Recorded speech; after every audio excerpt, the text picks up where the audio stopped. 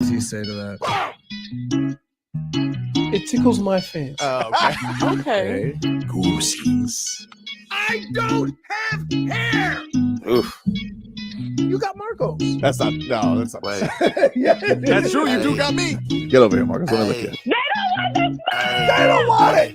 Tobin and Leroy, ready to deploy. Had to hit it with a little journalism, but that was a decoy. Better have about me, boy. Okay. Leroy and Tobin, hold to the show, man. Still to the stars with the show, and till then his half moon open. Sometimes go taste like a snowman. No proof, I'm a lie about a molding. No proof. Like I always wanted him, I never hated him, I never traded him, and if I did, I never traded him. You know what is a star? Like under the city, the driver's like Florida. Gucci a large, so many more. 10 in the more, never a bar. Back up over to the mic, you heavy. Oh, that's my fault. Yeah, it's my fault. I apologize.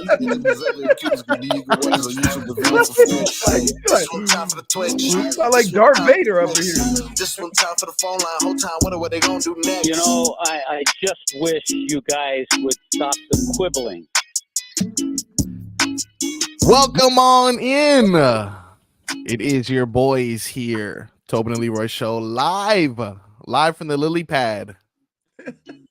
Vlad filling in for me filling in for Tobin, Leroy filling in for Leroy. Yeah, Leroy, how you doing, man? How's everything? I'm all right, man. Yeah, I needed that deal. I was looking forward to that deal. Come on, man. Oklahoma City, bro. They're really good. They're Yeah, really pretty good. That Chet Holmgren is just tall, wiry, Lanky. and he looks so damn skinny that you kind of take it. Oh, he can't do nothing, but he got some skill. Yeah, for sure. I kind of look at him as like a bull, right? You look at him as like but Bull wasn't athletic. I know this guy's just tall. You look at his body type and you're like, wow, this guy's skinny, lanky. Right. He probably can't do too much. But no, like you said, he's skilled, man. He's really skilled. And SGA is the real deal. Oh yeah, for sure. Oh my goodness. And what the hell is a Jalen Williams? My God, he had. They got two of them. Yo, Yeah, they got Jalen. They got do. two Jalen Williams. They had to keep one they called J Will, and the other one, like, yeah, it's crazy. Yeah, yesterday the good J Will got 19 points, 12 assists, 9 rebounds in 34 minutes. Now that's flirting with a triple double. That's flirting with a triple double, not that other stuff. And they got a crap load of draft picks. They got Sam Presti got them in a nice position here. It is because they right where they are, they could either add a veteran or just continue to build it, you know, with the big youth movement. It's pretty amazing because is there a sport where first round picks mean as little as they do in basketball? I'd say baseball. I have no idea what the hell a first round pick does. But you can't trade. I don't think you can trade picks in baseball. Oh, see, useless. But no, I understand what you mean in regards to like they trade a first round pick for anything. Multiples. Yeah, sure. I mean, Rudy Gobert got 4 first rounders for him. Yeah, you can't think a lot. You can't care about he was a first round pick. Yeah, well, Rudy Gobert was a first round. Look around the league. Yeah. Your jump off point is Rudy Gobert 4 picks. I get it. No, he broke the league. But low-key, it's not that bad of a deal if you look at it now. Huh? Oh. No, it's not. Oh, because they're doing well. Because here's what Minnesota did. Minnesota did exactly what I'm talking about. F them picks. Let's get the player. I don't care how many they want. 3, 4, whatever. We want that player. We don't care what y'all think of him. We want him. That's it. And teams will do that all the time. First round pick. We don't care. Only the really, really, really, really, really bad teams, right? Look forward to those first round picks to get those game-changing players. But if you have a chance, right? The first thing you trade are your first round picks. What do you care? How often are those first round picks going to end up being top 5 picks anyway if you trading for a player because you think you're in the hunt? Yeah, I've seen more picks traded than I've seen them actually used. Right. The other crazy thing is that not only that, you trading first round picks so far ahead, your ass might really suck by then. You may need right. it. So then them first round picks become lottery picks. It ain't the ones in the next couple of years. It's when they trading them first round picks 3 and 4 years out. Yeah, I think that's what happened with Brooklyn when they tried to acquire old KG, old Paul Pierce, and Right. and old Darren Williams. They traded a lot of their picks, and then time came, and obviously they were still able to land KD somehow. But you see it all the time, man. You dump off these picks years in advance, thinking, I don't need these, and then time comes, and you're like, I could really use those picks right about now. Yeah, because we suck. Yeah, let's get to some headlines. These headlines are brought to you by the new Palmetto Ford Truck Super Center. Why buy your truck at a car store? Palmetto Ford. We know trucks. Main headline, as Gaff the Man points out, the Heat lost yesterday, so that's bad news. Can't use my code. The good news is the Warriors lose with Klay Thompson scoring 20. So that's good. It kind of balances out if you're me. Yeah. Huh? How? Because, Klay Thompson is still suffering. They lost by 36. Yeah. So let's not, bad, man. Let's On not. national They lost TV.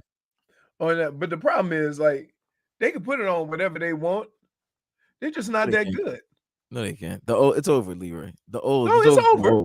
It's over. It's over for Durant. It's over for Bron. It's over for Curry. You think it's over? Wait. But I will say this. It's still great. But I will say this though. I will say this. LeBron's running mates are better than what the other two are putting on the floor. Well, if they were that much better, why they're only 2 games above 500? Because they always do that. They really wanted. They went for it all during the in-season tournament. That's crazy. That's okay. They'll be in the playoffs. They hung a banner, guys. They're good. They hung a banner. Anyway, one of the headlines we didn't mention yesterday, because I think it happened after our show. The Black Monday was a little bit slow, as it normally is, but we got a few more people on the chopping block. Pete Carroll out in Seattle. Nick Saban decided to retire, man. Got a couple changes here. What do you think of that, Leroy? Nick Saban out in Alabama? They say he was tired of the NIL. Like, just the way college football is going right now. What a baby, dude. But here it is. Here's what it is. There's 2 ways you can go about it. You can accept the reality of where you are right now. And for coaches, that brings them to a different level, because now they can not only have to go recruit, but they got to help raise NIL money, right? So it adds another layer to their job responsibilities.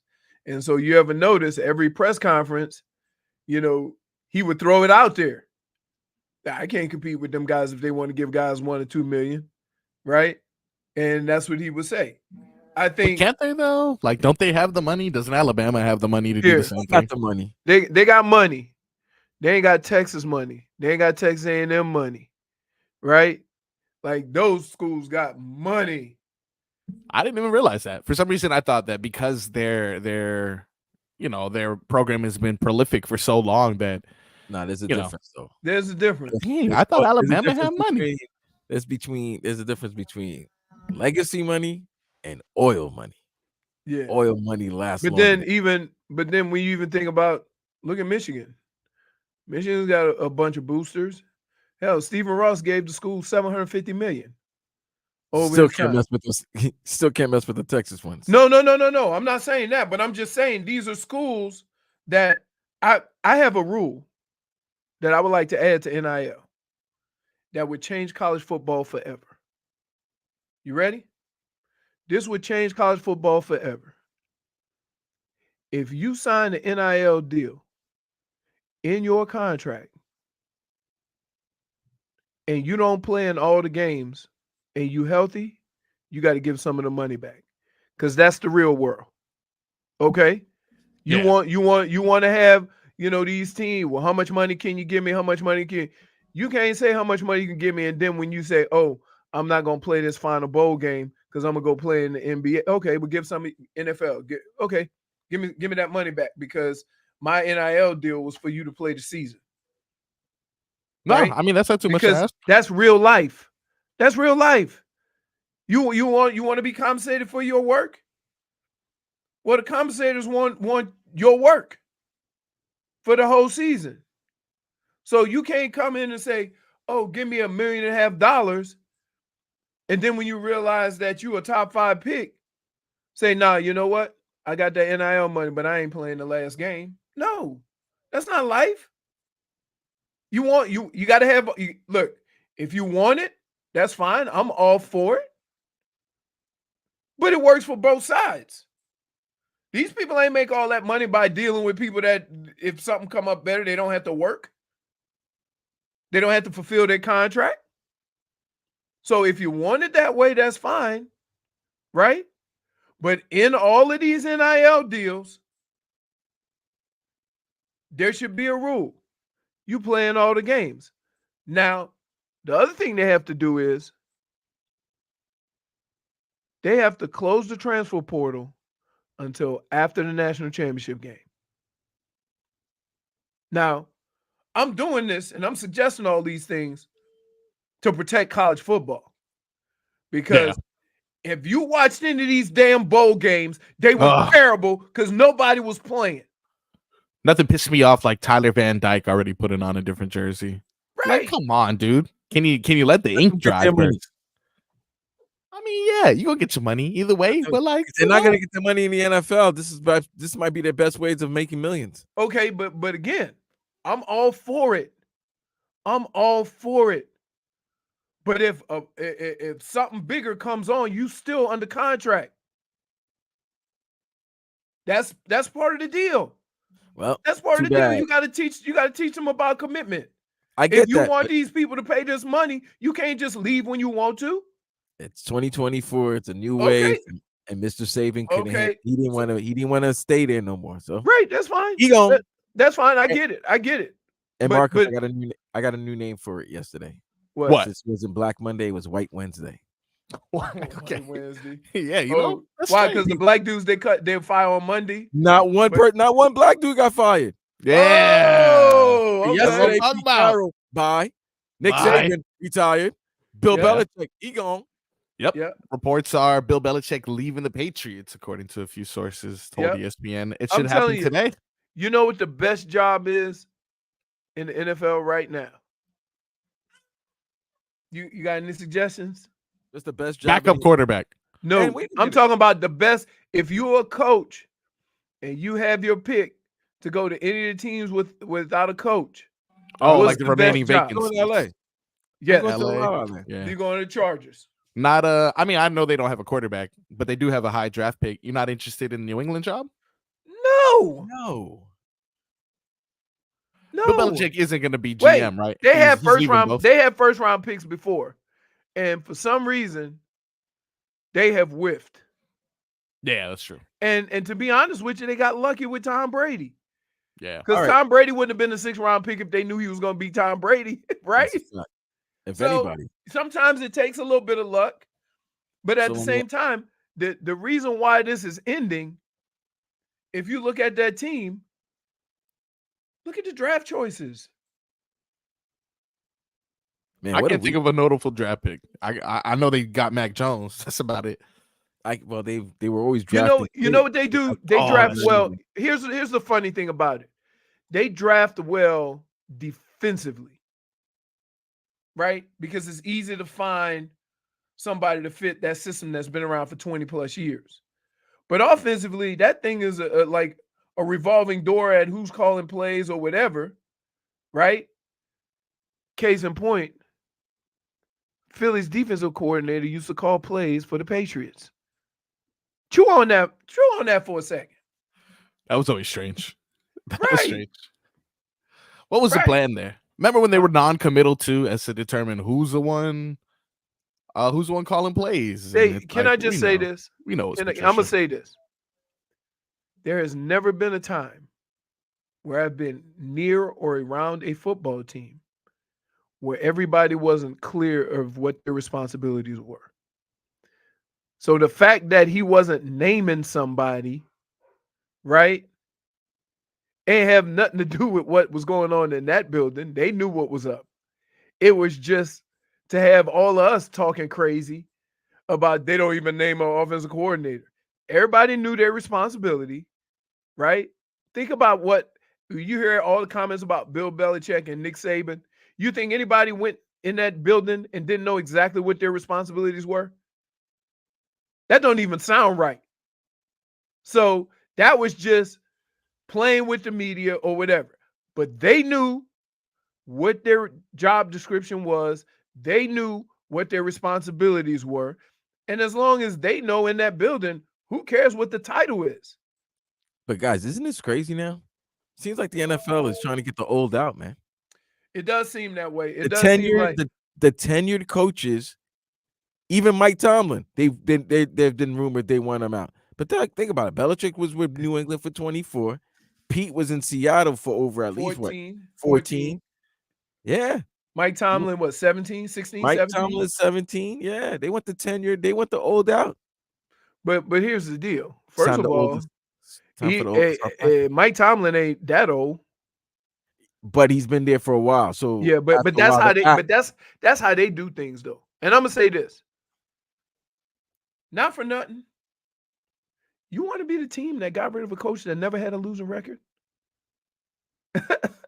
Right? Yeah, that's crazy. If he loses his job, like it has to be one of those things where they were an amicable. See that word choice there? Amicable split up between the team. It don't matter. You can't fire Mike Tomlin. You could call that. You could call it what it is. Yeah. But it was just like, hey, Mike, we want to have a meeting, right? You can't fire Mike Tomlin. Right? Yeah. No. And it's funny because they've been trying to run him out of there for how many years, and dude just keeps on, like, doing what he does.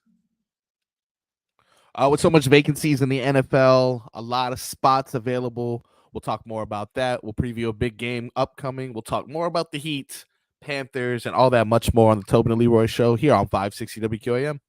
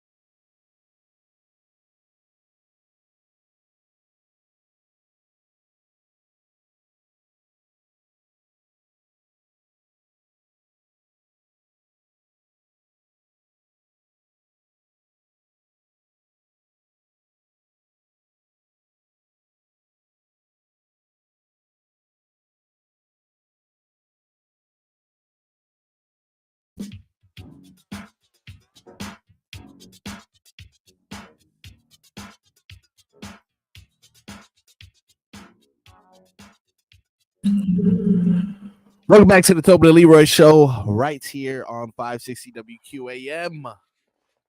Double duty today for your boy. Speaking of double duty, hey,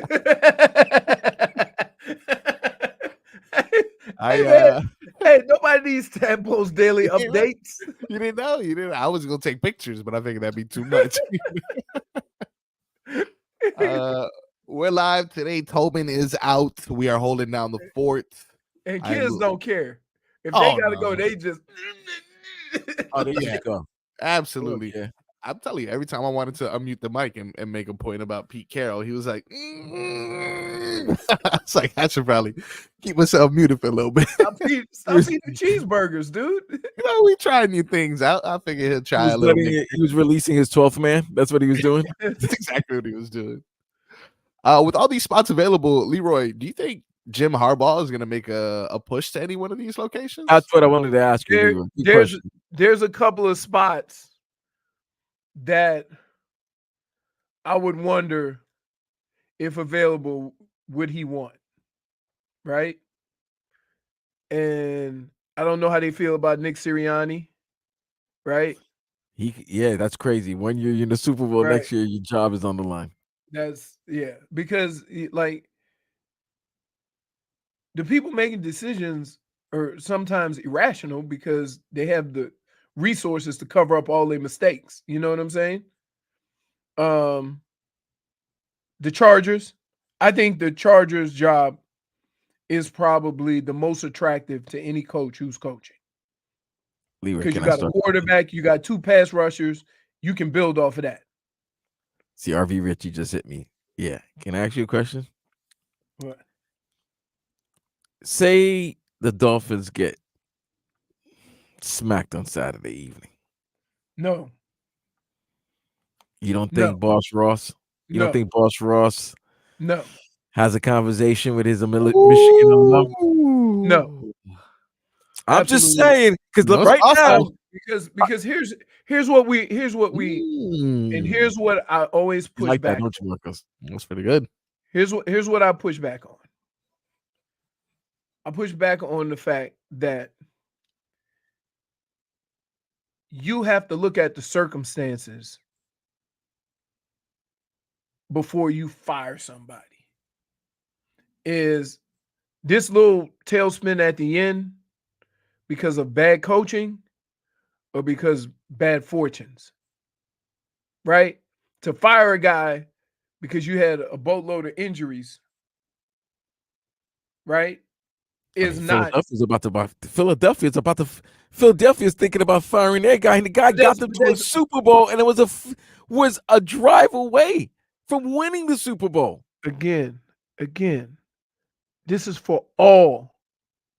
But you asked me about the Dolphins. Okay. You see what I'm saying?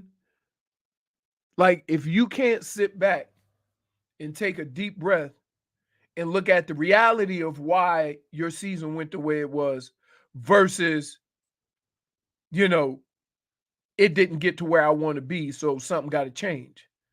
You're not being honest with your own situation. So maybe they see, hey, there was a lot of injuries and stuff like that. We admit that, but still it wasn't a good coaching job. They could come to that conclusion, right? Hell, Cleveland fired Bill Belichick because we went in the tank after they decided we were going to move the team in the middle of the season. So I've seen it happen. But Cleveland is also going to be the team and the organization that's infamous for firing Bill Belichick. You see what I'm saying? So I'm always, even with players, Vlad, I always err on the side of caution because, like, we live in a world now where we expect kids to come in from high school, from college, and just be a baller right away. They don't get a chance to develop anymore. And I'm going to say that about you. You think players have to develop? Coaches do too. There's a difference in being the guy standing next to the guy and being the guy. And so a lot of these coaches come in and it looks a little clunky early. It don't mean that they're bad coaches. It just means that, hey, I got to work on my game ops. Right? And sometimes it takes a couple of years. So you got to sit back, right, and evaluate the situation from a real perspective and not just get, I got money, I can fix it. Because the I got money, I can fix it don't never work. Don't never work. Look around basketball. I got money, let's go get it. No. You see, so everybody needs to be careful. But here's the problem. It's always the same organizations, right? It's always the same organizations. I mean, Cincinnati hit the jackpot when they got Joe Burrow and they got those 3 receivers outside. Right. But You you see look what at I'm saying? your boy, but look at what the job your boy is doing in Cleveland. Stefanski's Exactly. doing that. They hell want- of a and job. guess what? He's had like 4 or 5 quarterbacks. Right. He's had injuries and he's lost Right. Nick Chubb. He's lost offensive linemen. He's lost pivotal players, and they still Right. figured out a way to be 11-6 Right. and everybody's dark horse favorite. I mean, dark horse in the AFC, the only team that people think could beat Baltimore. So what I'm saying is this: they get smacked on Saturday night, and you look at the other teams that also You got to had consider it, injuries. Leroy. You No, got to because- consider Because it. here's I'm because just no, saying. but I'm just here's- saying. If I evaluate just the saying. two situations, right? What is the strength of the Cleveland Browns? The Their trenches. defense and offensive line. Their defense, offensive line, Yep. right? As long as those guys are healthy, I don't care how ugly the offense look. I don't care how bad the defense look at times. You got a chance. But you lost some key players on the offensive line as well. And Yeah, you still yes. managed. So, but again, that's why we got to look at the situations and evaluate them from an honest place, right? Because what you're saying about Kevin Stefanski, I don't know how people would feel if they didn't make the playoffs. But right now, I think he's a solid candidate for Coach of the Year with what he's had to coach around. And the other thing is this. Here's what I can say about Kevin Stefanski. Whether you like his record, you don't like his record, you like his decisions or not. Every quarterback that has played for Kevin Stefanski, including Brissett and all these other guys, have had the best seasons they had as pros. Now, I'm gonna exclude Watson. He ain't played a full season. And I'm going to exclude Joe Flacco. Because Joe Flacco already got a chip. I ain't going to say you made Joe Flacco, the best version of himself. But other than that, those other guys, as bad as they were, DTR and PJ Walker, right? They were still winning games. So, yeah. Njoku, unleash. Who the hell is this guy Ford? He's riding like a Chevy. I don't know. They were winning. They were winning. That was a Flacco thing. They figured out. Njoku coming in and Njoku balling out was a Flacco thing. Yeah, it makes sense. Look, though, if you think about it, Mike McDaniel, I probably got to look up this stat to see if it's true, but Mike McDaniel over the past 2 years, good vibes, fun, a lot of quotable moments. But we do have a lot of examples of the lights being too bright for him. I'm not saying he's a bad coach. And, this is probably a poor comparison because I think he's a better coach than Josh Rosen is a player, right? But the reason I'm bringing in Josh Rosen is because Arizona had a quarterback in the same way Miami has a coach, and they saw a better option, and they decided, I'm going to go ahead and upgrade. Mike McDaniel's not a bad coach. He's 3-11 against playoff teams, and he has a lot of moments in which he's choked. I still think he's a good coach, but if the opportunity to get Jim Harbaugh is knocking at your door, you got to at least, check through the peephole or something. Here's what I would say about that, though. Here's what I would say about that. He's only been a head coach for 2 years. And you can evaluate everything you're saying is 100% accurate, right? But hell, what coach comes in and lights it up right away? Like DeMeco Ryans made the playoffs. He was what, 9-8? Oh, he was 10-7. Was he 10-7? Okay, 10-7. Right? Rex Ryan had 2 years. First 2 years. And keep in mind, he could have ended up with Bryce Young. Right? Yeah, I don't know if the record's the same if he ends up with Bryce Young. Well, Right, clearly, that's we what I'm saying. understand Carolina chose wrong. I mean, Right. Carolina chose Exactly. very wrong. Exactly. So from that standpoint, like, all I'm saying is this: when you make a decision like that, or when you consider a situation like that, look at all the facts, take your ego and your emotion out of it, and then make the decision accordingly. Right? Don't make a decision based on, right, like what you saw the last 15 minutes. And then if you come to that conclusion, I could say, okay, well, you have other reasons or whatever. But Mike McDaniel is like, I get what your record says against winning teams. I understand all that, right? But Mike McDaniel's only been a head coach for 2 years. And he's a young coach. you're right. And you got to have some, like, well, I don't know what world we live in, right? Because if I took this same attitude to a store and that person told me this is my first day, and I say, I don't give a damn. You working here, you got to perform. Like, we don't do that in any other walk of life. We're expected to have patience when you go up to the counter and the first thing they say is, oh, this is my first day, be patient. Leroy, you're absolutely right. But sports is different now. We live in a different I age. know it is, but guess what? You've got 2 years in sports now. Can I ask you a question, though? Can I ask you a question? And if you don't, upgrades, update. That's it. But you think you're going to upgrade over Mike McDaniel? If And what Jim that offense Harbaugh's Jim available, Harbaugh? I don't You're know. a Michigan man, But wait. Michigan owner. Hold on. I'm just saying. Vlad. You think, okay, because guess what?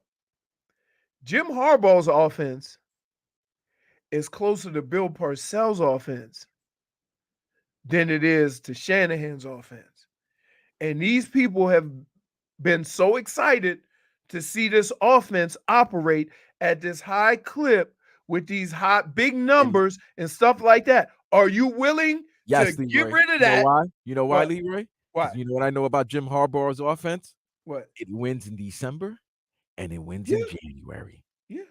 And Of that's what you need that type of offense in. Okay. December, January, and possibly February. You think Mike McDaniel can't evolve? You think he's only been coach for 2 years? Like, can he get a minute? I'll tell you what, can't- though. He's got one more year. I just told you, got 2 years. Can I just say this? That's the new sport age we're in. No. You have 2 years, you No, I update, ain't buying or it. you up. You, Yeah, you upgrade. if you think your coach have 2 years, right?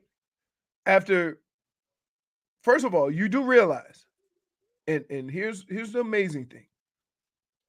Stop acting like you the New England Patriots or the Pittsburgh Steelers. You haven't been to back-to-back playoffs in 20 plus years.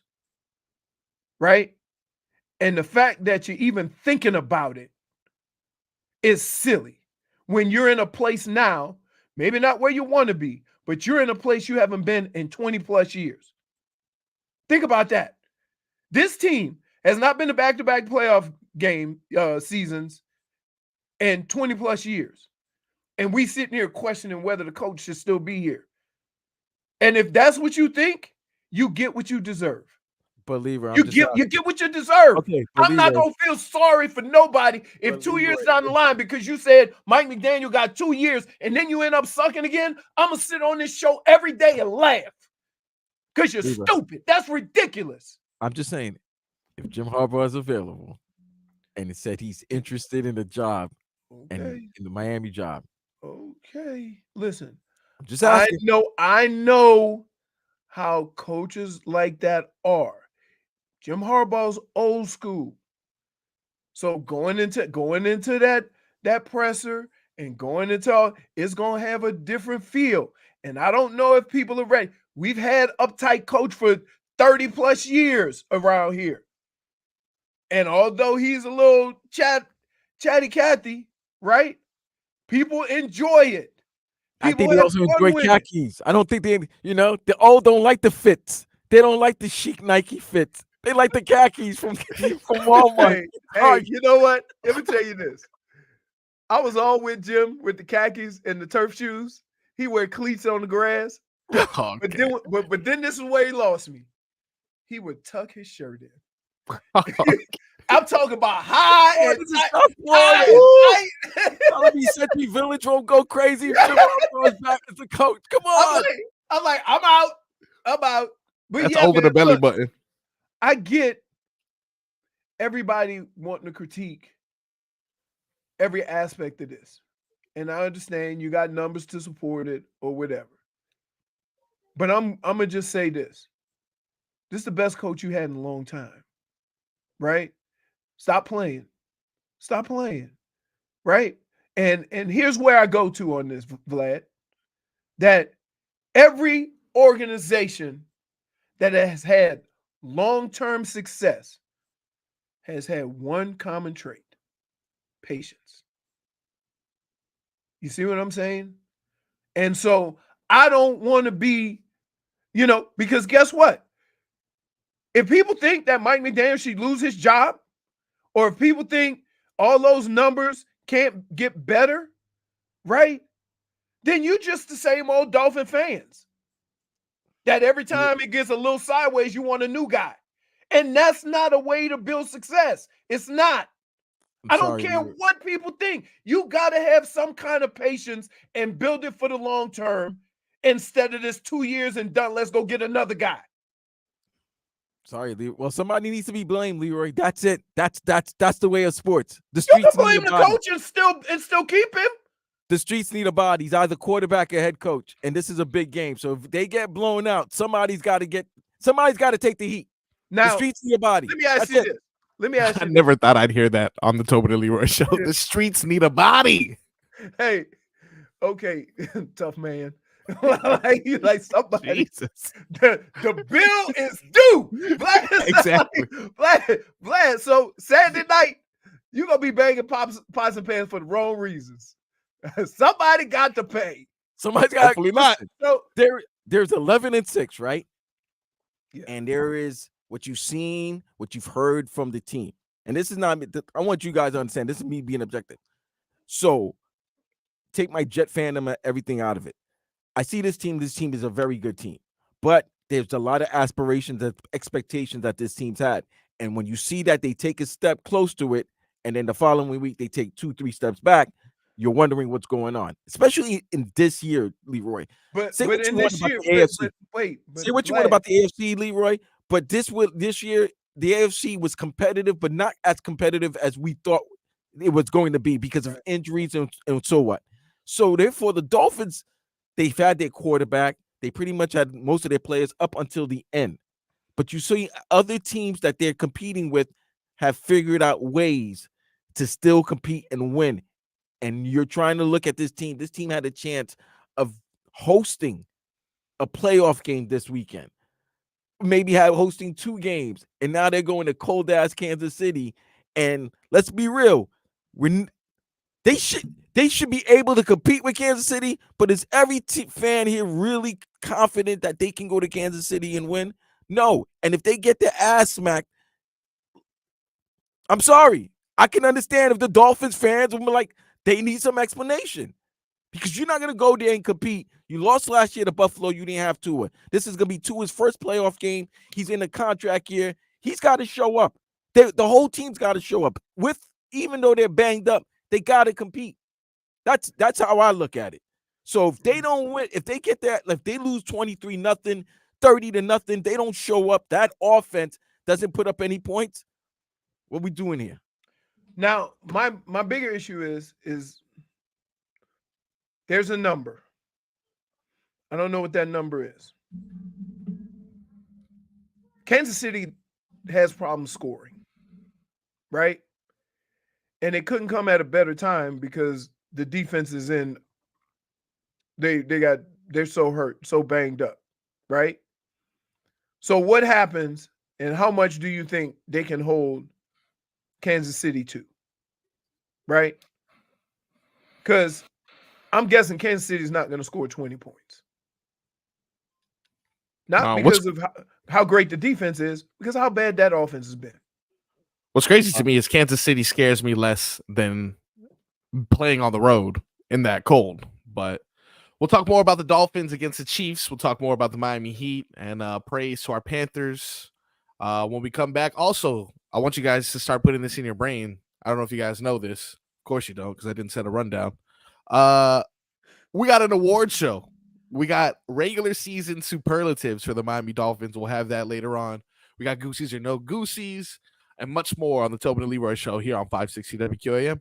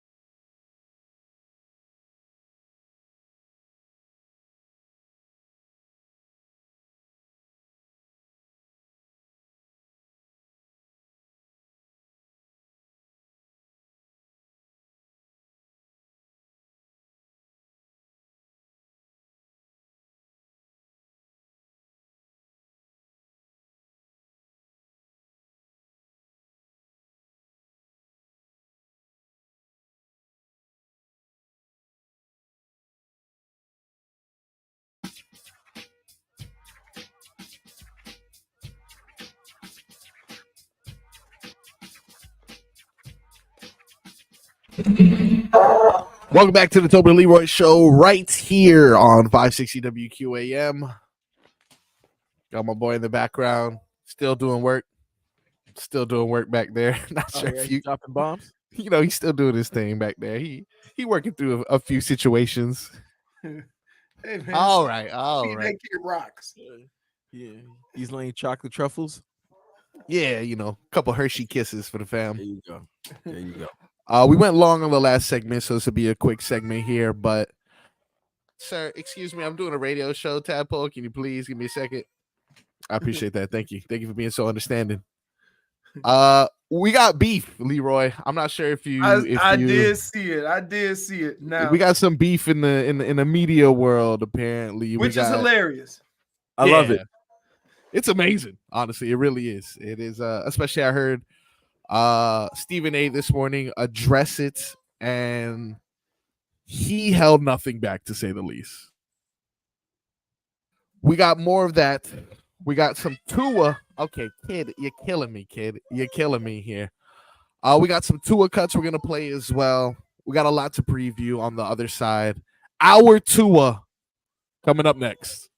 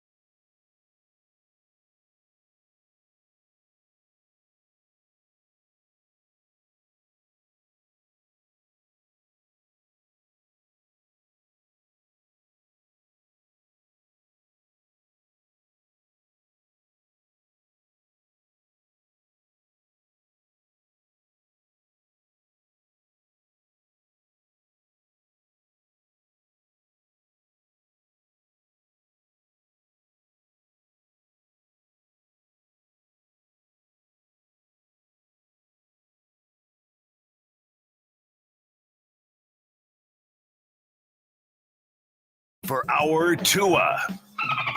It's our Tua. It's our Tua.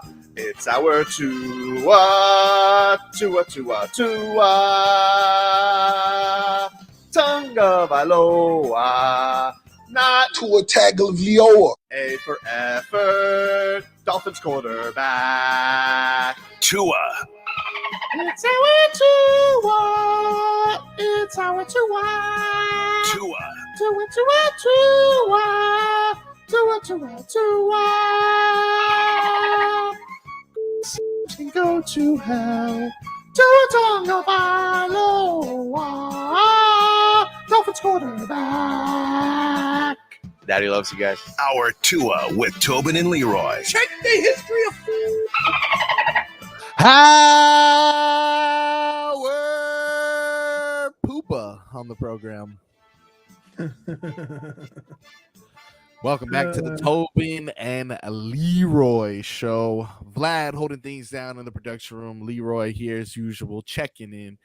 And your boy, the legend, Frogman himself, holding it down for Tobes. JFig in the back there, backstage, making sure things operate. Now, before I was rudely interrupted, I was mentioning this whole beef that we got going on in the media world.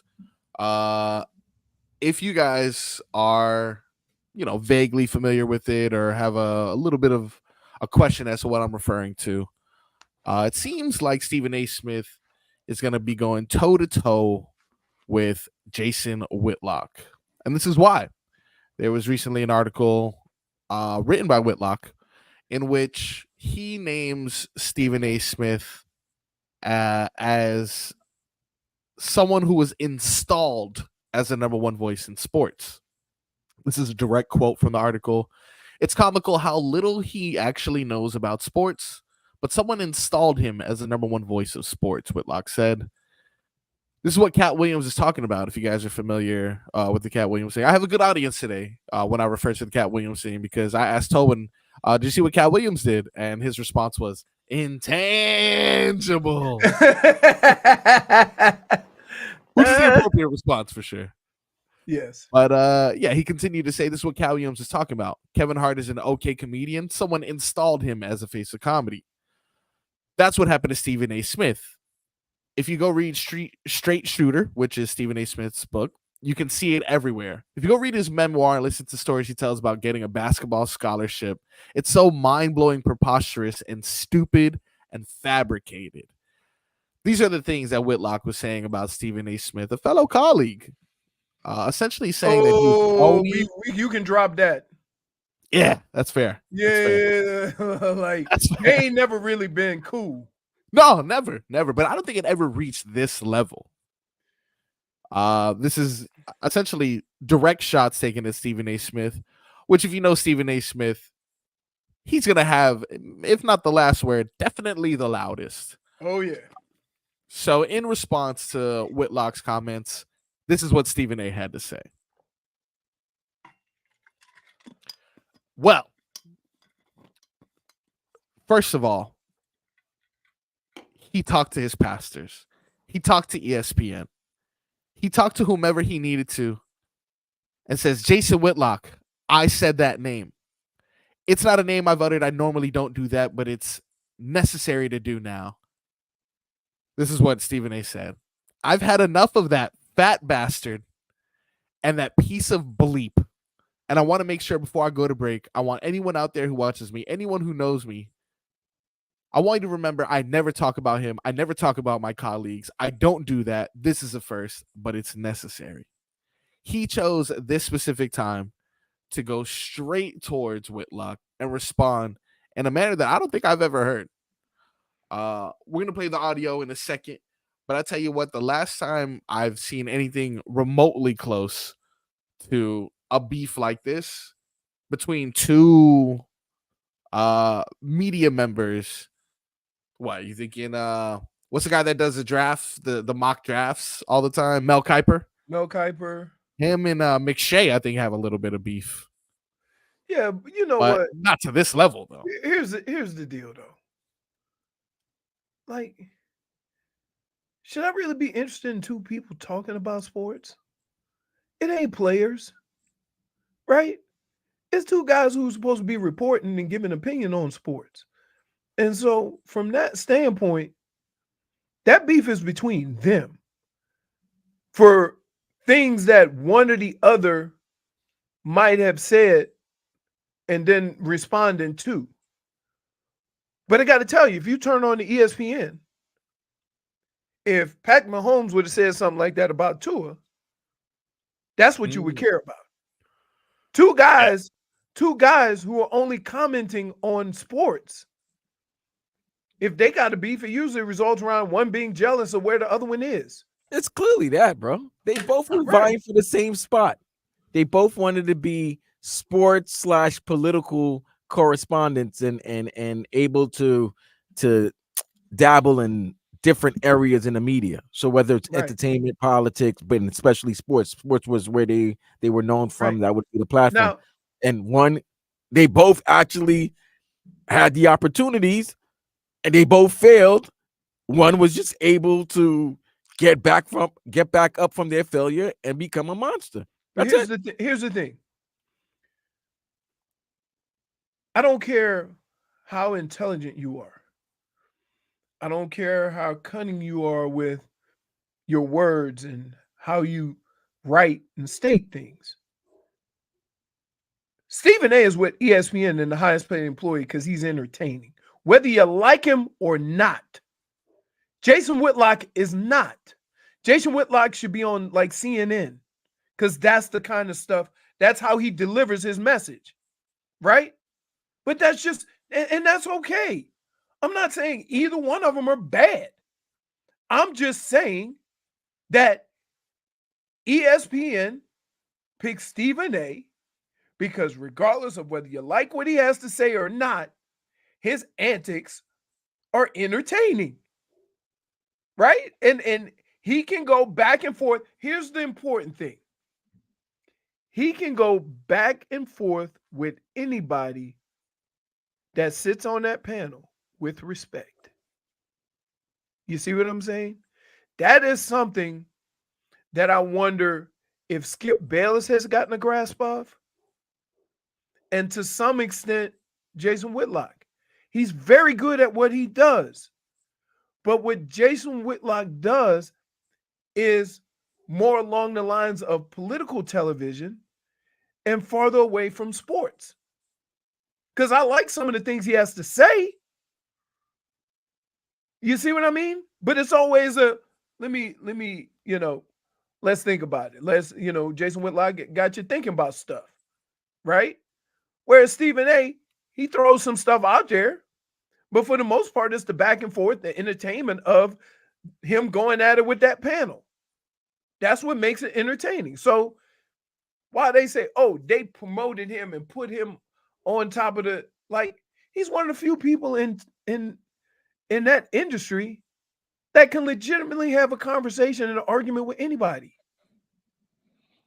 Well, this is how it sounded when Stephen A. Smith decided to address Jason Whitlock. Oh, do we got the beeps? We got the beeps. We got the beeps. Yeah. I heard. Yeah. Hey. Oh, you heard the unedited version. Oh, yeah. Woo! He was very direct and to the point. All right. Hey, man. You call the man a Mitch. That's crazy. Here we go. Yeah. Please do not allow this to be a reflection on my character because this is not how I act every day. But I mean it from my soul when I say this is the worst human being I've ever known. I don't know of another human being worse than Jason Whitlock. He is a piece of shit. He's the dude that's going to have a funeral and ain't going to be no pallbearers. He's kind of heavy. Might be two people to show up. He's that dude. They better be big. He is the absolute He's worst. kind of heavy. Yeah. And he lies. And he incriminates. And he tries to set people up to fail, to big up himself because he can't do it on his own. He had a television show. He failed. He's had opportunities one time after another. He doesn't measure up. And now he's coming at the big dog. And let me tell you something right now. I am the big dog. I ain't the only one. There's plenty. Skip Bayless, apologies to him too for bringing up Jason Whitlock's name in the same sentence as him. But we all know what time it is. Everyone knows.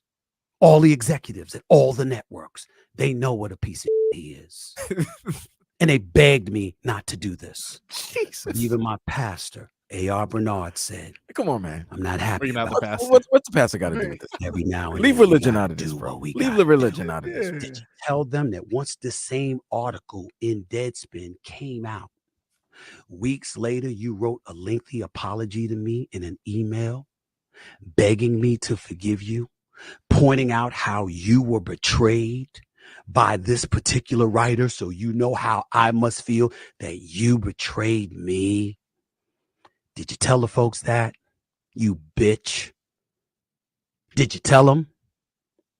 You fat piece of shit. Whoa! Hey, Wow! let me tell you. When you get Wow! when you get a Mitch and a POS, yeah, man. But here's the deal. Fighting words. Here's the other deal. Okay.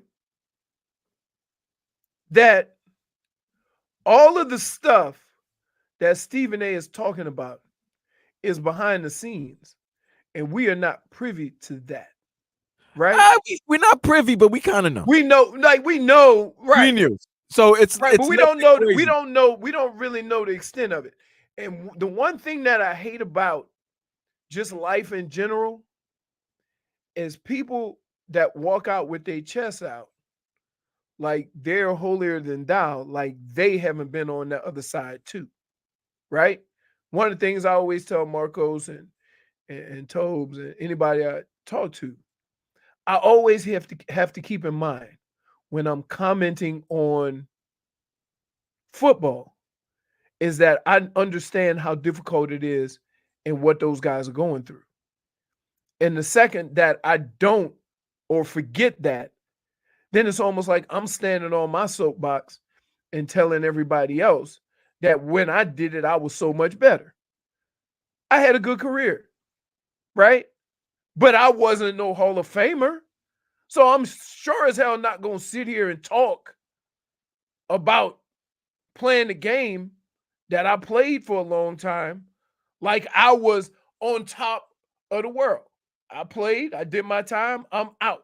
I can tell you what it's like. I can tell you what guys are going through, right? But I have to be careful with how I criticize other players that are going through the same things I went through, especially if that player is probably better at what he does than I am, than I was. And I think we lose track of that. We lose track of that. For these two guys to be going back and forth, it just sounds like Jason Whitlock can't handle the fact that for whatever reason, everybody loves Stephen A and what he does. And ESPN has made him their number one dude. So now we're going to attack Stephen A for whatever reason, right? Again, I don't know the whole backstory.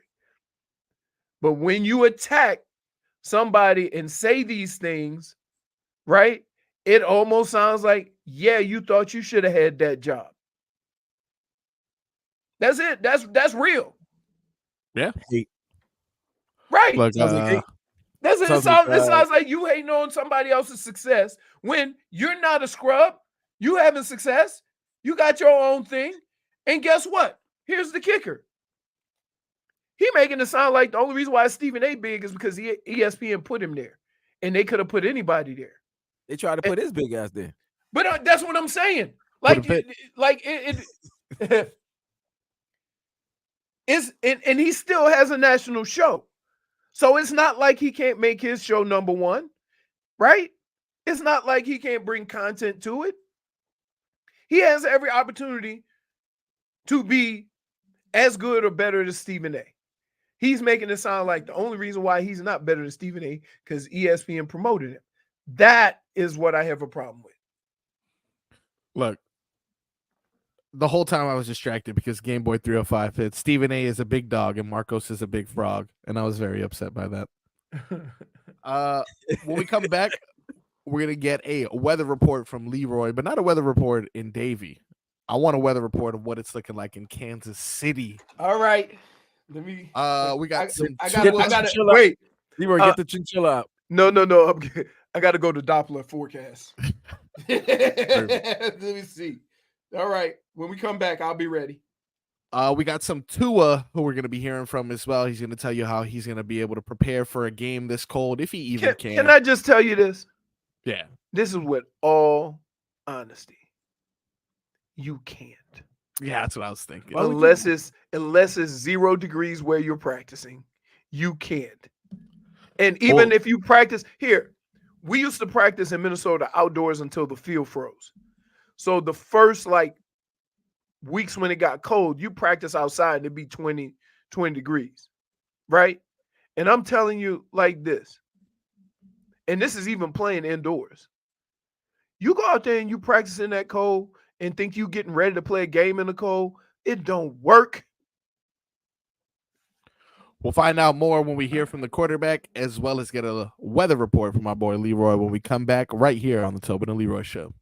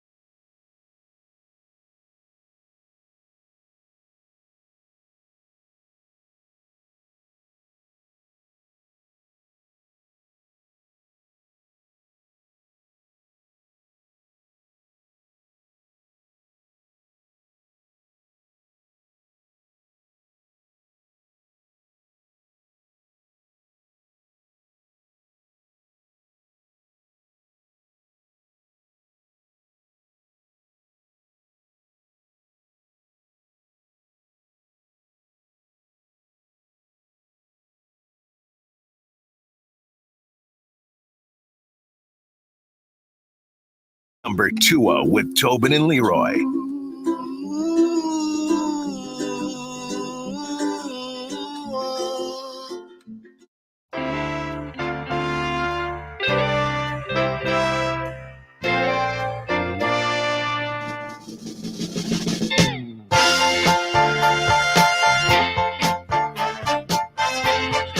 Oh, snap.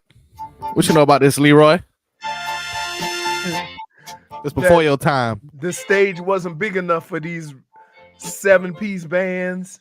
Yeah. That's good old days. You don't know nothing about that. You in your little hip hop nowadays. you in your little TikTok. All right, Mr. Auto-Tune. Welcome back to the Tobin and Leroy show. It is your boy Marcos here, holding things down for Tobes, Leroy in action, Vlad holding things down in the studio. We just spent some time going over secret beef that's been going on for quite some time. That finally, I don't think it's ever been secret. I just think they handled it like professionals. But as they once should. once you go there, yeah, all bets are off. And well, I got beef with Whitlock now too. Here's the deal, though. Yeah. This don't do nothing for Stephen A. He's already there. Yeah, I think that's why he held off. This brings Jason Whitlock into the conversation, right? And so sometimes people in Stephen A's position would say, I'm not going to give him the opportunity to use his platform to get heard. Yeah, I've heard that. I don't even want to bring relevance to you. I've heard that before. Right. But sometimes you feel like you gotta respond. No, but at the end of the day, you're still a man. Right. I do what you got to do. See, I used to tell people that all the time. Vlad, the one thing I hated about playing professional sports, people would try you as an athlete because they think you ain't gonna do nothing because you ain't gonna get in trouble. Right? Yeah, you see that all the time. You know what I would always tell people? I'm a man first. I'm a football player second. So you could come over here with that nonsense, but you're going to get handled and dealt with like a man. Now. That usually squashes it because. Yeah, because they think about it. That's some deep-ish. Like, you know what? Yeah. All right. Like, don't ever, listen, I don't mind talking to people. I don't mind any of that. Don't ever come at me like I'm not a man and you approach me accordingly, you know? Or someone like who's been handling... I've had somebody come up to me in a restaurant and say, oh, sorry to bother you. I said, then don't. Don't say it, right? Okay. Don't just say it because it's the right thing to say. Yeah. I said, now, I'll sign your autograph or whatever, but don't come over here and say, I'm sorry to bother you and then bother me. Yeah. Would you appreciate it if they're like, yo, just sign this? I don't care what you're doing right now. Would you be like, I appreciate your honesty and just sign it? Yeah, at least he comes from a real place. Like, I'm not like, don't apologize, but still do what the hell you want to do. That ain't apologizing. That's softening the blow. You know what I mean? Feel that. No. So much going on here, guys. We're talking about the Stephen A. and Whitlock. Oh, he came back? No. Whitlock. I think Whitlock I think might have answered back. I don't know. I gotta check, but I think he might have responded to him. And Eugene's pointed out Whitlock has 500,000 viewers and subscribers. Yeah, it's not as much as Stephen A. No. So guess what? The fact that he's going at Stephen A. and Stephen A. responds, that means the Stephen A. listeners are going to go to him. So that 500,000 becomes 750, 800. Right. It's more. So he needs that traction as well. Right. But the chat's going crazy because of the Mike McDaniel and the conversation we had in the first hour about Mike. Oh, whether or not we should get rid of him? If they get so blown did out. Everybody call you crazy? No, they're not calling me crazy. I feel like it's 50-50 based off. I think it's really 50-50. I think it's actually 52-48. Really? Whoa! Here's what I would say. Here's what I would say. That when you first get a new job, you ain't the best version of that person working that job the day you get there. You become better, right?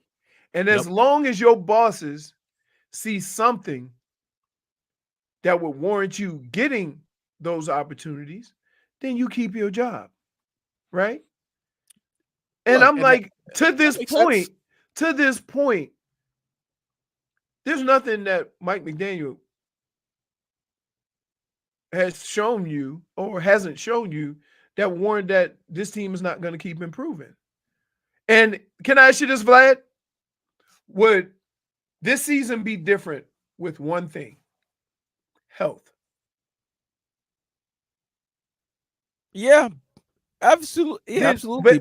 And so all I'm saying is every team though, Leroy. No. Every team. No. But again, what your goals are, what your aspirations are, you working towards that goal, everything looks great, and then you start having a boatload of injuries, right? They were healthy the first time they lost to Kansas City. They were Correct. healthy the first time they lost to Buffalo. They were healthy when they lost to Philly. Okay. They've been healthy for some of these big But losses. no, And again, okay. we don't want to fire the guy. Nobody. The best record in the NFL has what? 4 losses? 13, 4 losses. Right. 4. So everybody can have those conversations. I get what everybody's saying. You want to pick and choose which games you want to win, right? Because you haven't beat any of basically the playoff teams. I also think is this, and because we're about to listen to him, right? We're about to listen to Tua. I also think is this with these teams, with whether it comes to injuries in skill position players up front. If the one injury you don't have is your starting quarterback hurt, and that guy is supposed to be that guy, if your team is still good or have enough talent, you expect that guy under center to figure out a way to lead that team to victory. So let me ask you this: with the young coach, with the genius, all the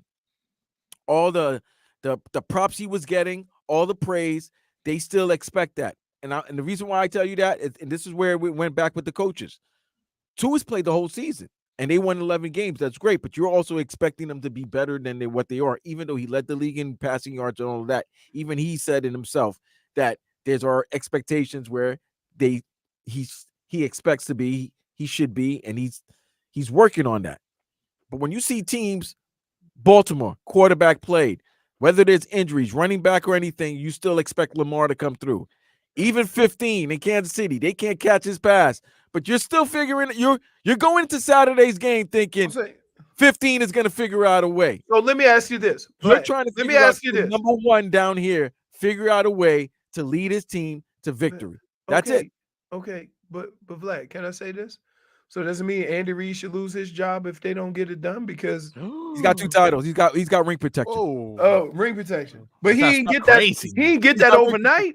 He didn't get that overnight. He's been a head coach for a long time. We can't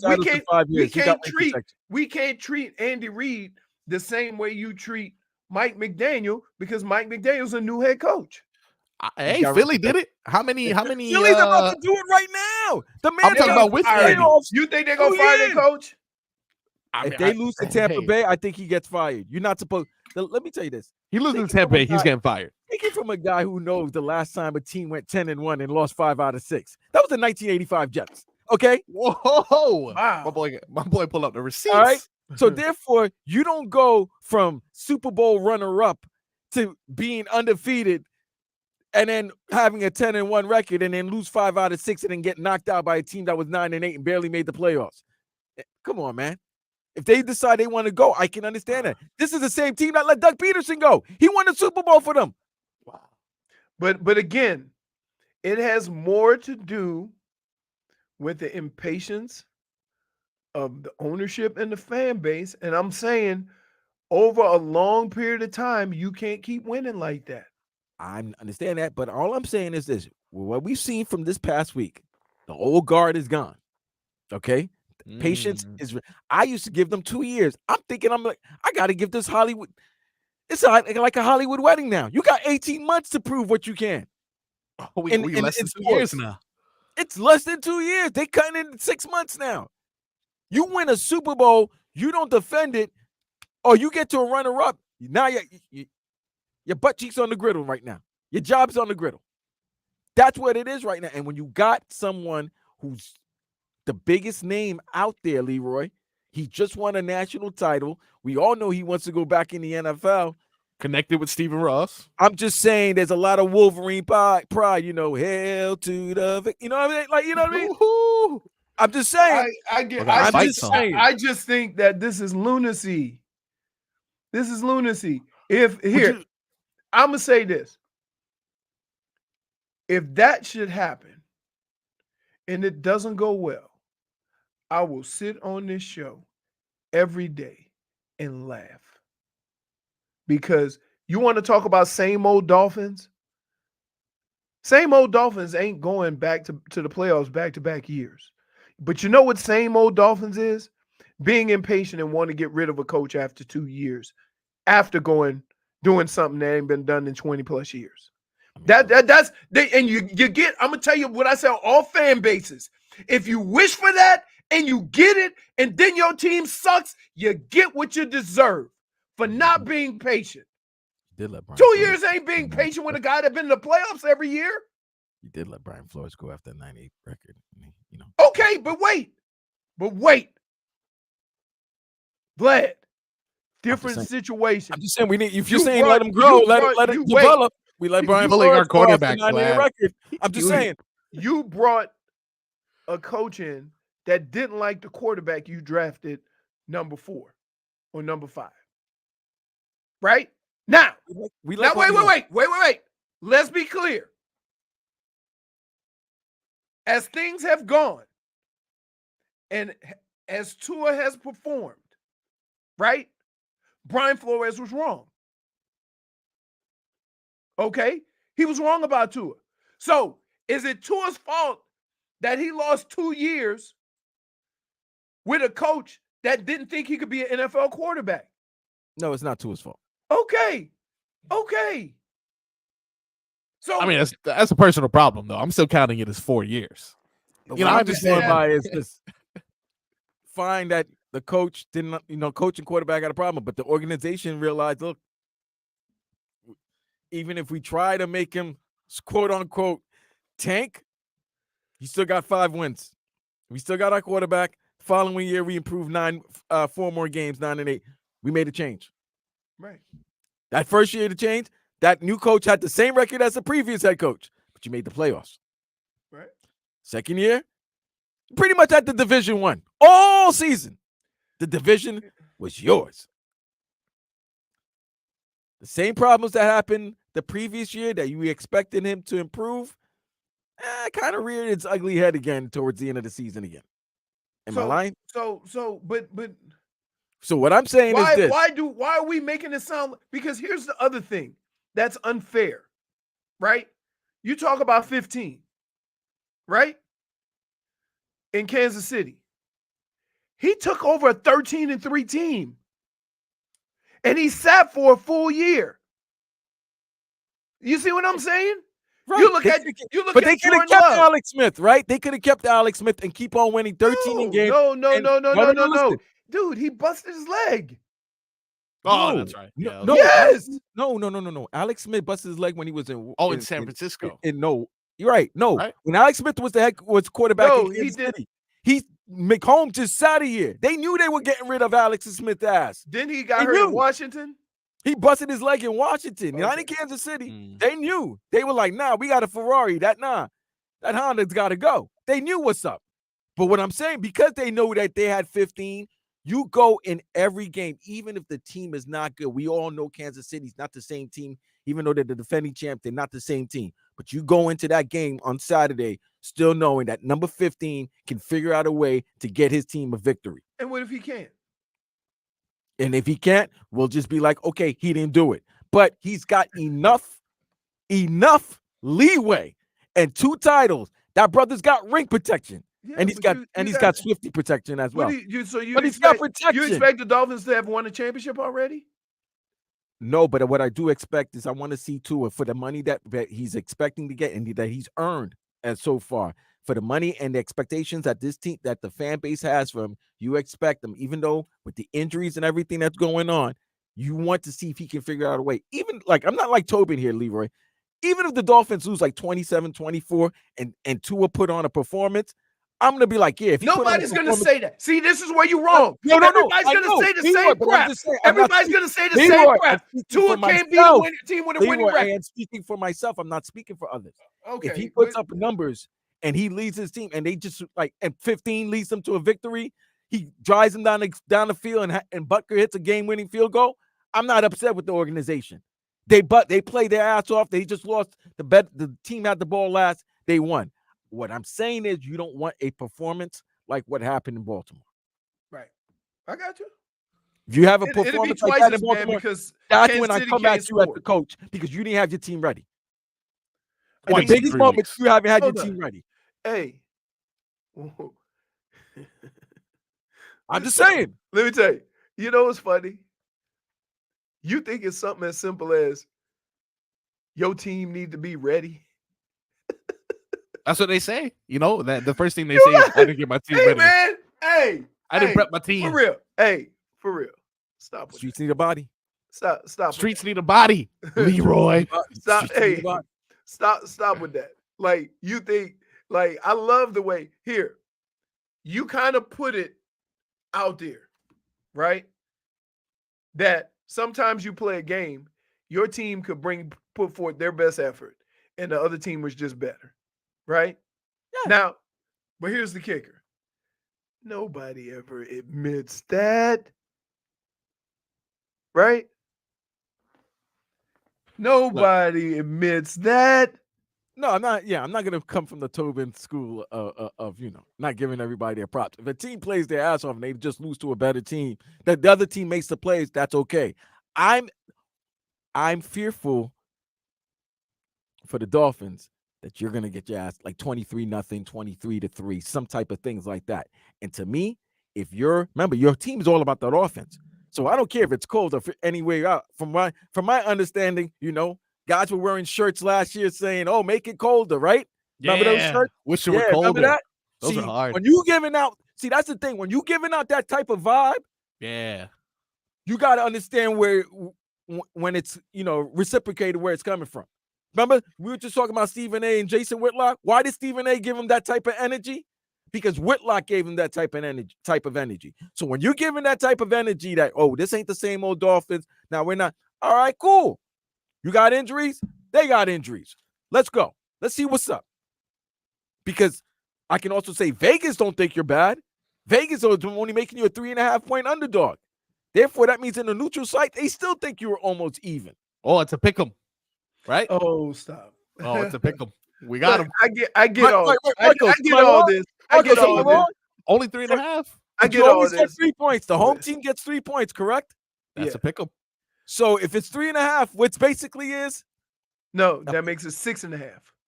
No. Yes. No.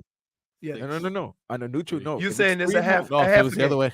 Half a game. So half a point. So half a point. So basically, it's a pick 'em. Pick 'em. Basically, it's a you pick 'em. can't win the game by half a point. I've never seen that. So it's basically a pick 'em. Therefore, Vegas believes in you guys. The fan base, I don't know if the fan base believes in you. We're shaky. We're shaky. So on behalf of the fan base, we're pretty shaky right now. I'm not gonna lie to you. This is. I just think this is lunacy. Like I don't hear as a fan, right? As a fan, as a Miami Dolphins fan, this team, I don't know how much success you think they should have had or want them to have or whatever. But as a fan, I look at this team and I think they are in a better place as a team and an organization than they've been in a long time. That's a fact. I believe that.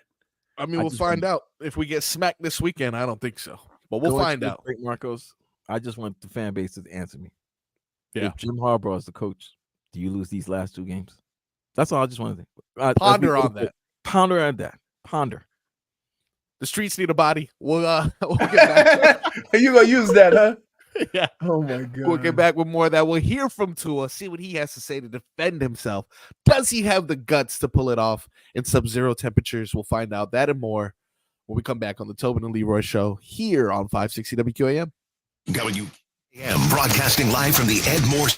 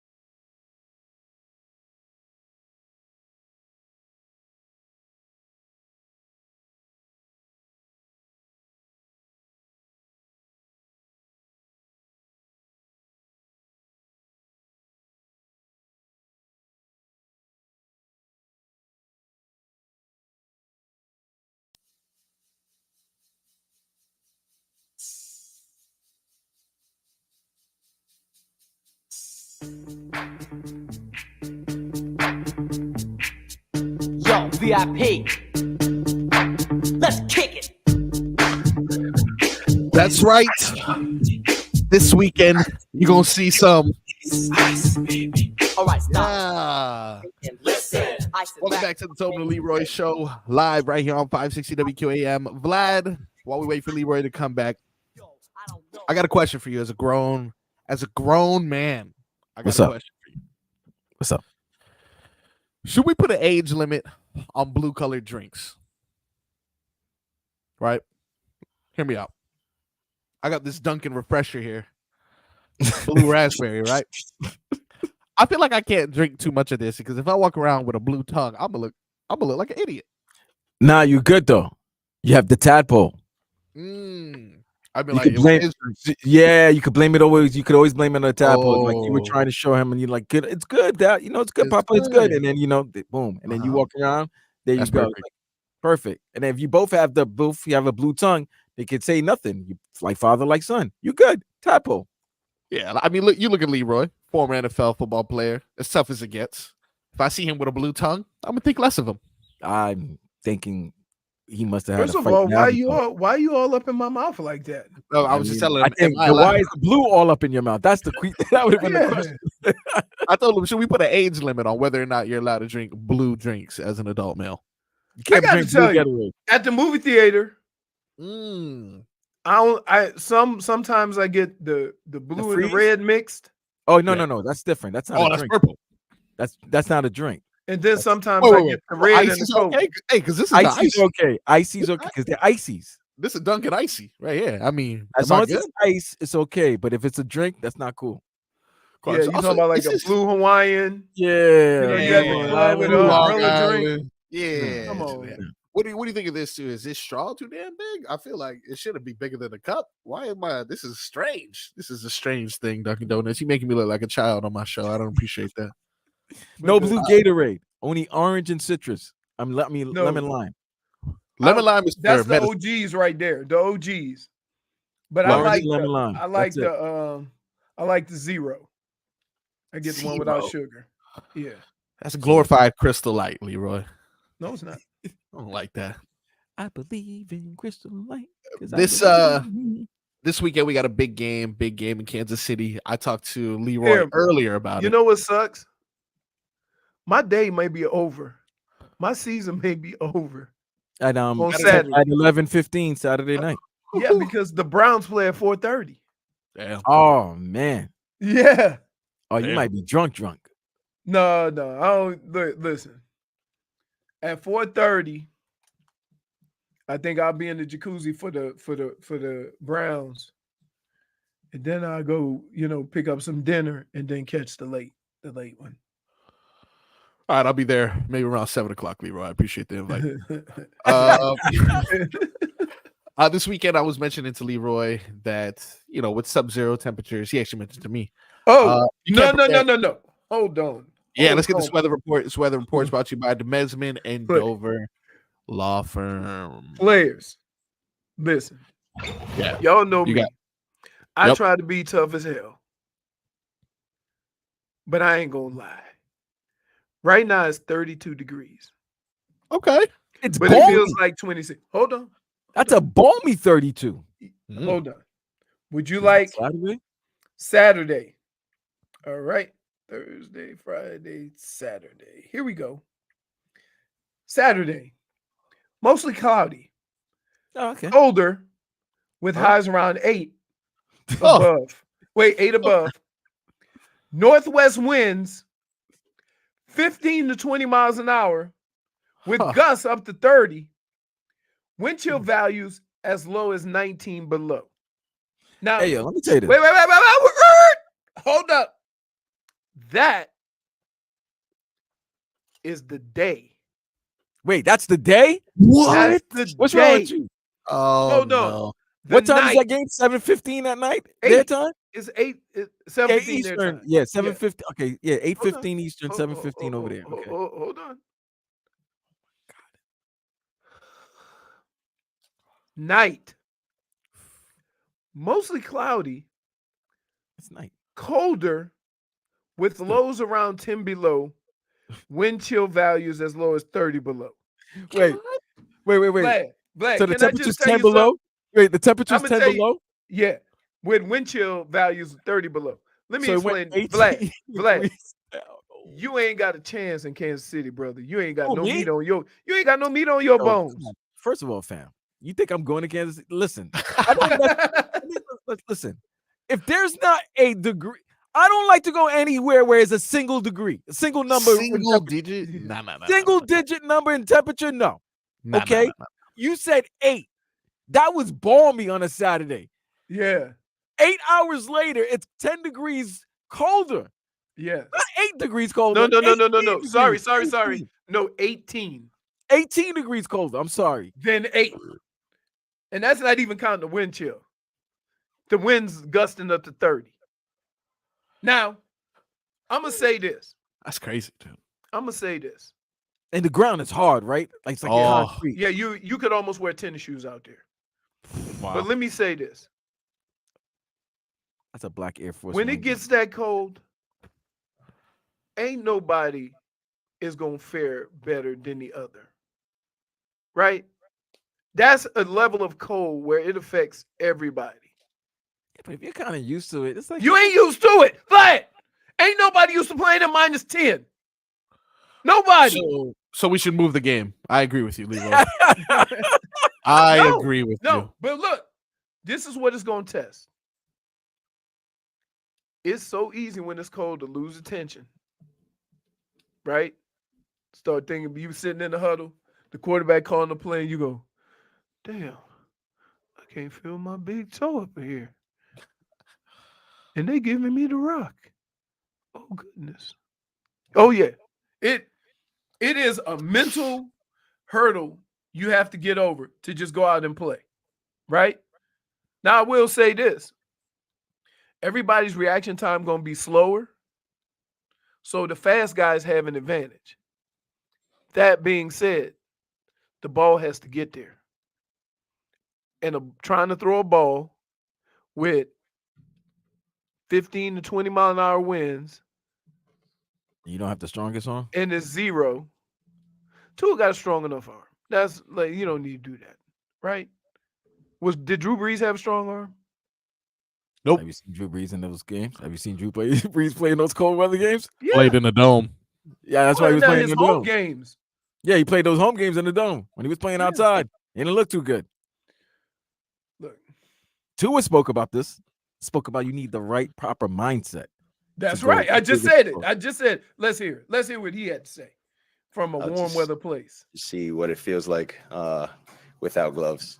But yeah, I just think the whole thing is a mindset. All right. I mean, Probably no ice a ton of gloves.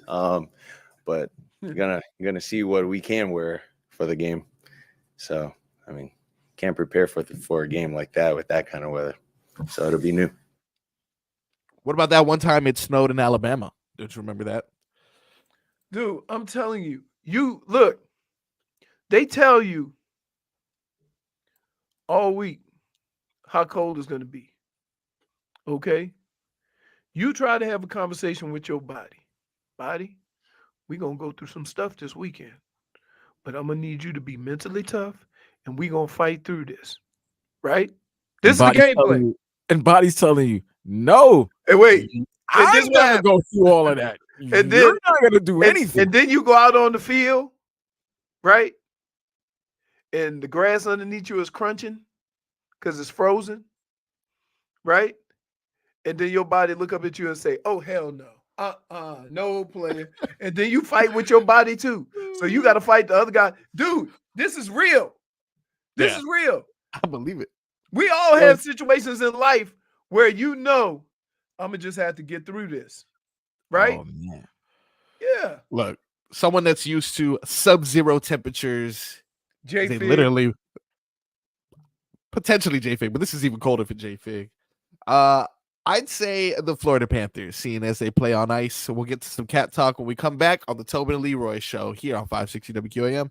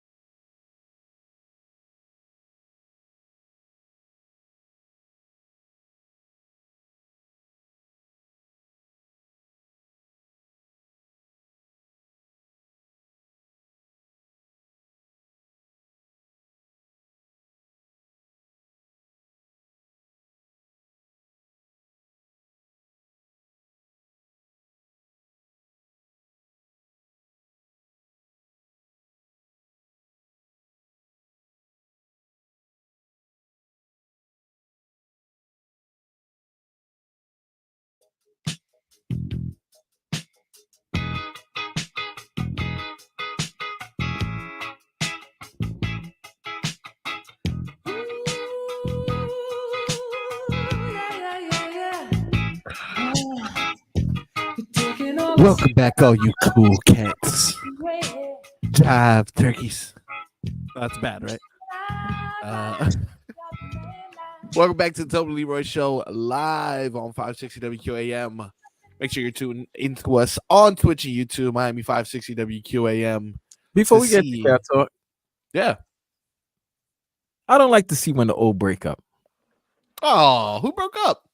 Robert Kraft and Bill Belichick. It looks kind of sad. Right now. Oh, If you're looking at the TVs, you know, yeah, just, you know, they're speaking so nice of each other. Are they? Nice pleasantries. I and would everything say like that. Marcos' TV right now is on cartoons. Oh yeah, pretty much. I'm on Miss Rachel right now. You guys Oh, on they Miss just Rachel? hugged. It was an awkward hug. Oh, they hugged. They hugged. It was like one of those. Can I So just tell they're you currently that addressing the media, huh? Bill Well, now- Belichick is an awkward dude, Very. but he keeps it real, right? And you know, everybody's had their interactions with him, but the one thing you learn is that, do you want to feel good or do you want to win? Right?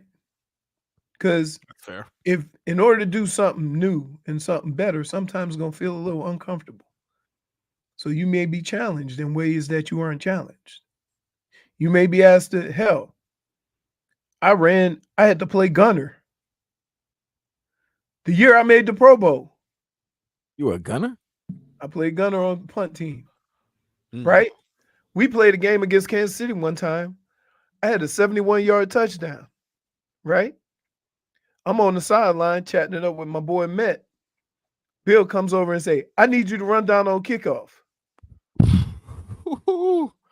I say, another sprint? Yeah. But that's, you know what I mean? That was how he was. If he felt that this was a spot that he didn't want, you know, a team to be able to have a big play, he put his whole starting defense on punt team or on kickoff team because it was all about winning. And you realize that when you with Bill Belichick, you are never as prepared as you have been when you were with him. And so, yeah, you got to deal with some of the awkward conversations and whatever. But when you're winning, that takes precedent over all your feelings. Well, with Bill Belichick out in New England, a lot of the odds are leaning Gerard towards Mayo. Really? Mike Vrabel. I was going to say, I'm looking Mike at Mike Vrabel right now. He's listed at minus 120 in regards to him landing. Where's Gerard Mayo? That's a good question. I didn't even think about that. He's also a former Patriot, if I'm not mistaken, correct? Yeah. Yes, But he's been on the staff. coordinator. He's on the court. Yeah, I think he's a linebackers coach. I'm sorry, because I think the defensive coordinator was Bill's son. So yeah, it's just gonna be weird. Like 24 years. I wonder Plus if it's 200. I wonder if it's going to be one of those like, yes, finally I can breathe and like, you know, be myself type of situation, or it's going to take a long time because they're used to us the Patriots ways for so long that is it going to take a long time for whoever the next coach is? It depends on who the next coach is. If you bring in an outsider, then things are going to change. But if you as of right now, as of right now, they have Gerard Mayo as plus 200 for the job. Mike Vrabel underneath him at plus 300, and surprise with this one, which I mean, obviously he's deserving of the job, but I didn't even think about this one. They got Eric Bieniemy at plus 700. No, listen, Eric Bieniemy, you're an offensive-minded coach, brother. I'm pleading. Stay away. Do not go to a team without a quarterback. Yeah, right? yeah. Got a high pick though. You don't think there's a chance they take a shot? But he ain't gonna have no say so in that. Do not pick a quarterback. Do not go with a team that's not going to give you a quarterback. Do not. Right. Now, as far as I will say this. What has changed my mind with this is DeMeco Ryans. But he drafted his quarterback though. He didn't, but solid. they drafted a quarterback. That's what I'm saying. Right, There's a bunch of teams that have high picks. Right, but he got his Hey, quarterback. let me ask you this. How appealing does the Chicago job look when it comes with Caleb Williams? It would, but I think they're keeping Eberflus. They've decided to keep They are. Eberflus. Correct. So if they're keeping Eberflus, that means they're going with Justin Fields. No, it doesn't. No, it You does don't not. think so? No, Oh, it does not. well, you know what? You're right, because Eberflus never drafted Fields. He was given Fields. So they never really got their he got a quarterback raw that they deal. wanted. I think he got a raw deal because, again, he is developing, but not fast enough. But okay, but then there comes a point now. Okay, now you have Caleb Williams. If you don't win, are you expecting to win with Caleb Williams right now? Because if you're expecting to win with Caleb Williams, that means you got to give. You got to give Eberflus at least another year because he never. And I don't think they want to do that with. But Vlad, this is what I've been fighting against the whole show. It's very easy to fall into that. Okay, now we need this. Okay, now we need that. You're not building any base to get your franchise where it needs to go and be competitive every year. My thing is this: if you're getting a new quarterback, then you need to get a new head coach because they got to come together. They got to, because you don't want to be in a position where you're going to a team and that's not the quarterback you wanted when you had an opportunity to go, to that team. Like the Bears right now in a situation where they have Justin Fields. He's shown improvement, but are you ready to win with him? We've been talking about this the whole time. You got 2 years, baby. It's 2 years. You got to show improve. Here's the reason why they may move on from Justin Fields. It has nothing to do with his talent, right? Because I think the team loves him. The organization loves him. Here's what it has to do with. This is his 3rd year. It'll be his 4th season coming up. It'll be his 4th season. Now, would I give you 4th season with an extension or or put a tag on him? Or would I take the number 1 pick and draft a new quarterback and start that cycle over? It has nothing to do with talent. It's not.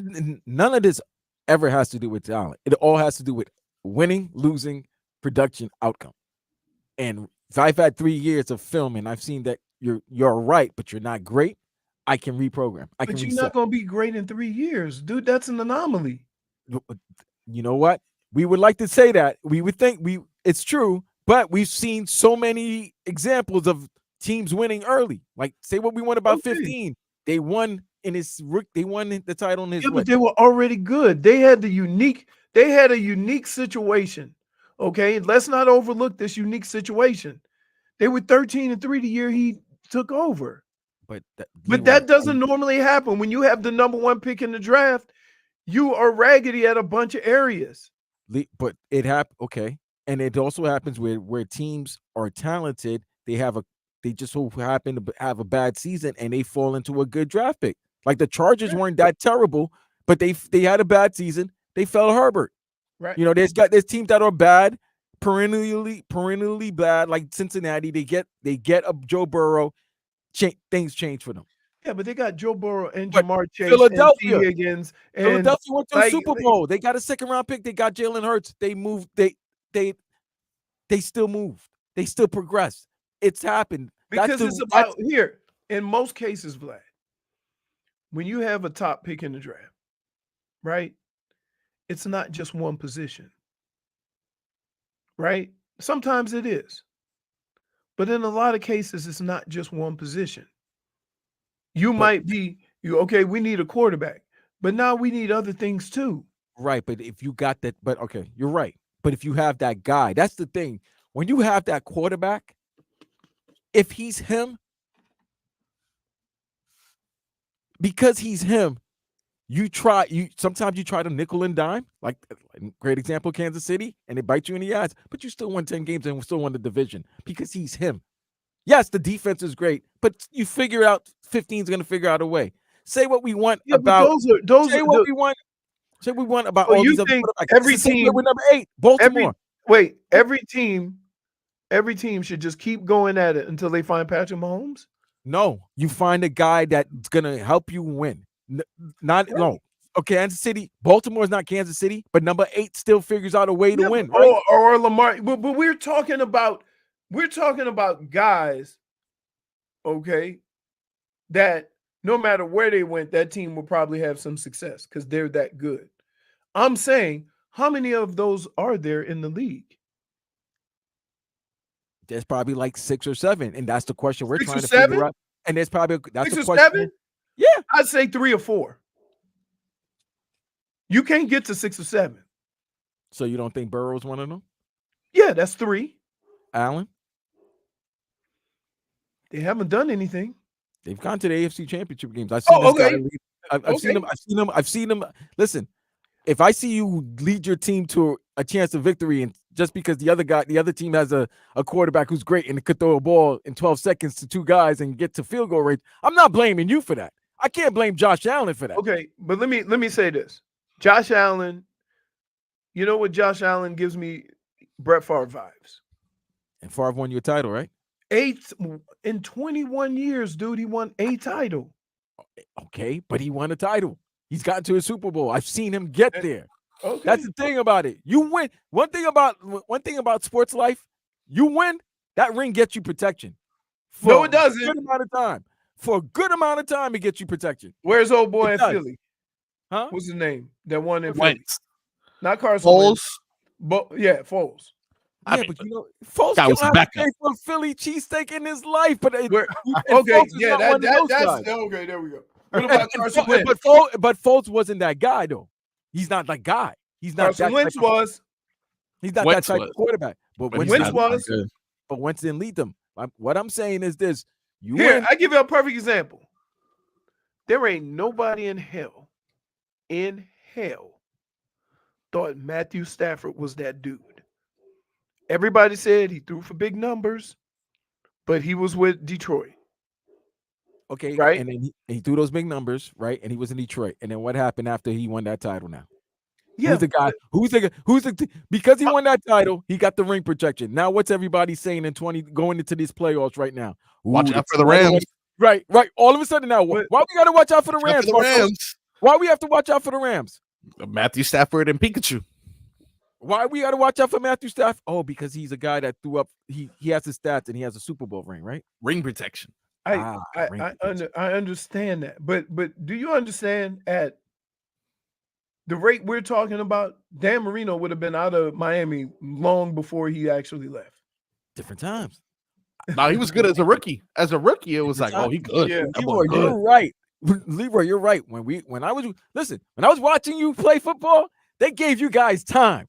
We don't got time anymore. But it doesn't. But We but on here, Apple time. you We on can Apple change. time. You can change the time, but the reality of it is, it still takes time to develop. We do this in basketball all the time. We talk about Jordan this, Jordan that, Jordan that. Jordan ain't win nothing until he was 27. He had been in the league for 6 years. And basketball has determined that after that 27, 26, 27, 28, that's your prime. Right. And then you know what the NFL has shown right now?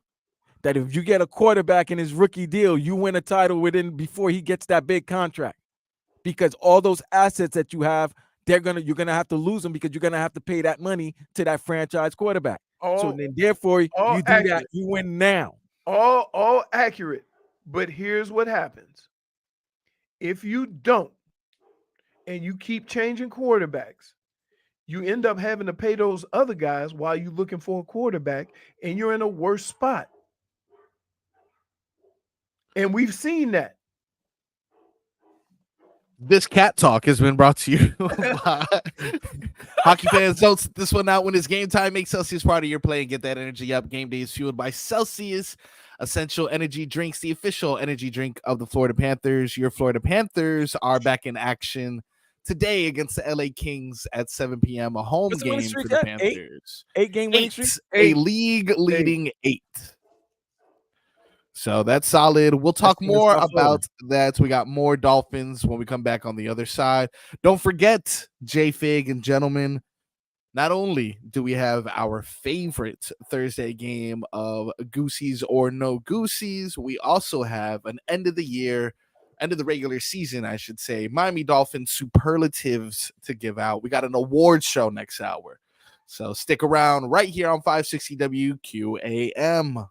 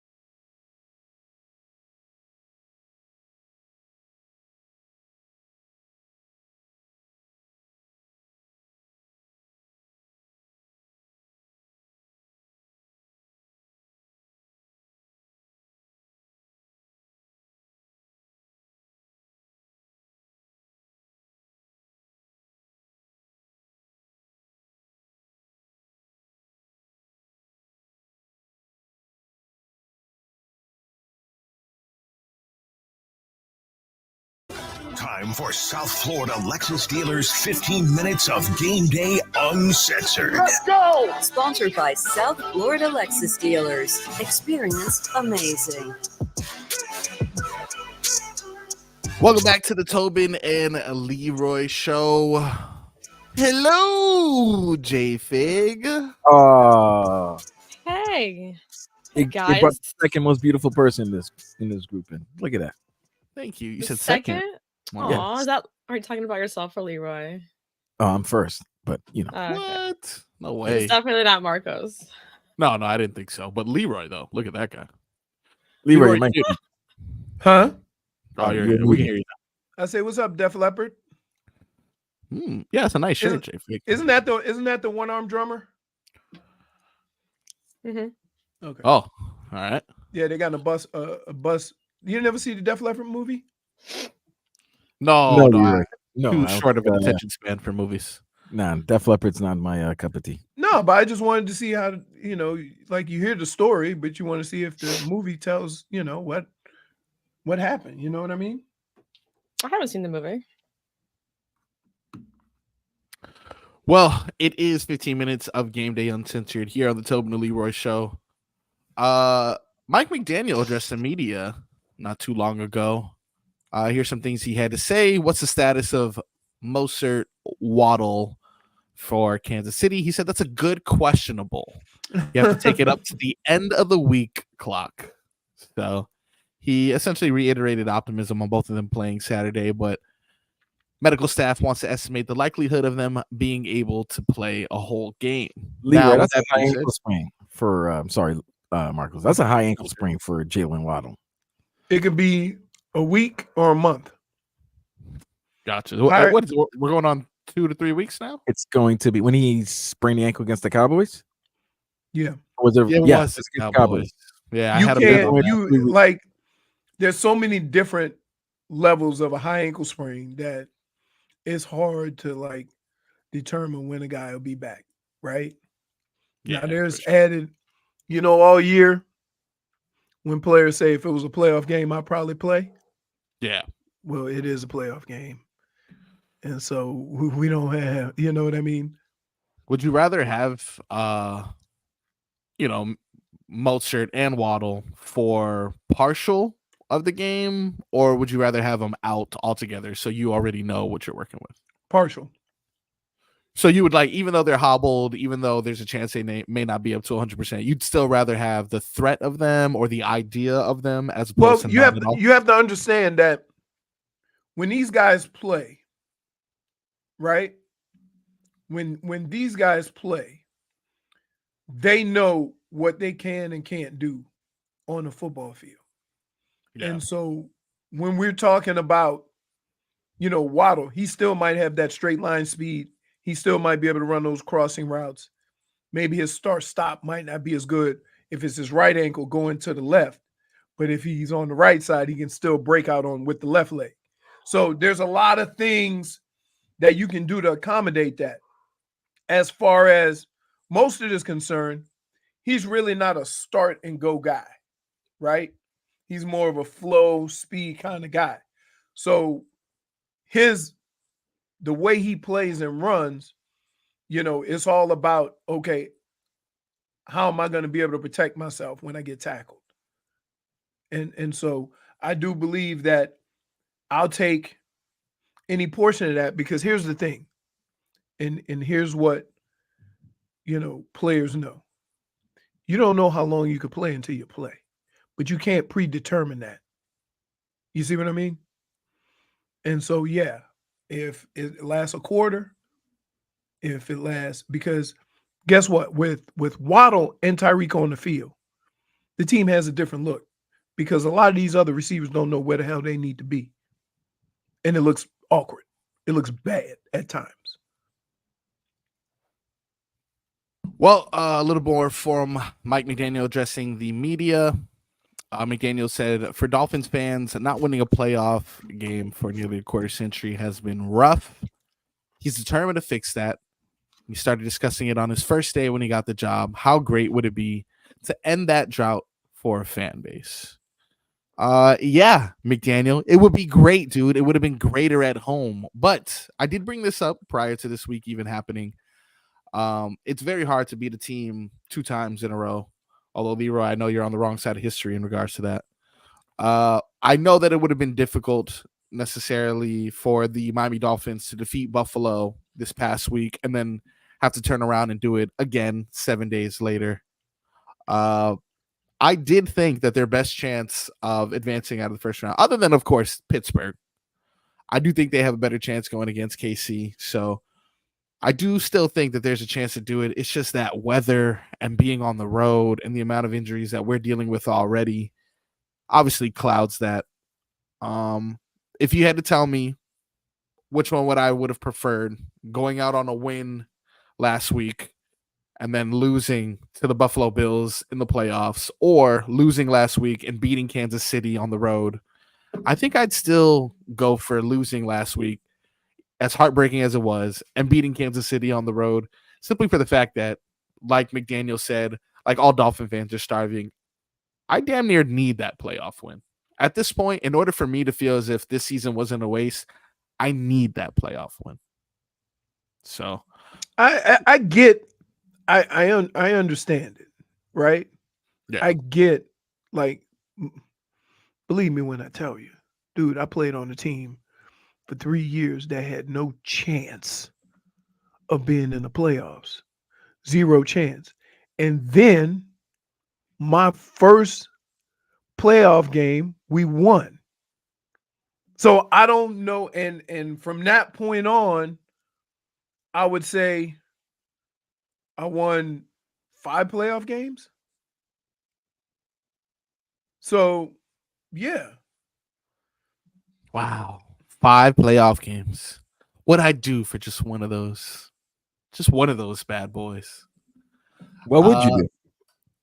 Klondike bar, at least 2. I don't know. If I need that. Because that's the question they asking in Hollywood. you What would what. you do? Hey, Essentially. Marcos, Yeah. I'll share one with you, but it got to have the crunch. Gotta have the crunch. Got to have the crunch, baby. Got to have the nuts. Best part about it. Almost, the other one is Heath Bar. Heath Bar. bar. Yeah. Get out of here. Let me see. Come on, Heath bar. dude. What Who they got eats in a that? Heath bar? Heath Bar. No, Heath Bar Klondike. Heath bar Klondike. What they got in there that makes it a little bit different? Toffee. Nuts. Don't Toffee. like that. Nope. Really? Get out of Don't like here. the toffee. I got that by accident one day. Nope. Hold on. Okay, this is where he draws the line. Yeah. Like, me and you, we Don't always come back. been here. How dare you trash my Klondike? Marcos, they're calling you out Sorry. here. They said you didn't want to play at home. Is No, that I true? mean, I was presented with an opportunity, essentially like what I said. I was presented with an opportunity from a football fairy, a hypothetical football fairy, all right, who will remain nameless. It was Tobin. Hey, yo. He told me if I can only have one, right? He can only guarantee me one. Everything else is up to fate. Whatever's gonna happen is gonna happen. A win against Buffalo last week, but then I can't guarantee you anything else. Or a loss against Buffalo, I can guarantee you a win against Kansas City, but I can't guarantee you anything else. In my brain, as injured as we were, and now if you think about it, as injured as we were, let's say we set our starters against Buffalo. 1, it doesn't hurt that much when we lose. We lost anyway. So 1, it would have been like, all right, cool, whatever, we lost, but our starters were sitting out. Not a true loss. Number 2, would Van Ginkel have been injured? Would as many injuries as we experienced last week, would that have been on the table had we just rode it out with our bench players? And you know what we do? Get ready for next week. Don't even worry about stupid old Buffalo. They can have the AFC East. You know what we're focused on? Playoff victories. So that would have been an opportunity to go to Kansas City. And if I recall, Yeah. there was somebody else on this show Yeah. who had a response. Well, I mean, you may or may not have had a And better their response was, idiot. Like, And come on, dude. let me tell you where Listen, officially I here, changed my mind. Let me say this. With this fan base, right? Yeah. There is nothing more rewarding than a home playoff game. What about a home playoff game where we get our ass whooped? Like what do I want a home playoff game for if I'm gonna get drubbed 53-6? Can I just tell you? Oh, I want you to go up. I want you to go up to Kansas City, right? With all your hair, and you just be a cuddler on the sideline because it's gonna be cold as hell. You just look, come on, Tua. Tua come over to you and go, uppies. I gotta do that for my team. I'm gonna do that for my team. And they go, what is his job? Well, Romo, he's the cuddler. Who's gonna warm me? Huh? I said, who's gonna warm me up? You're like a bear. But Leroy, you do agree that you don't they get blown out. A lot of questions. No, because I'm always here. Here's why.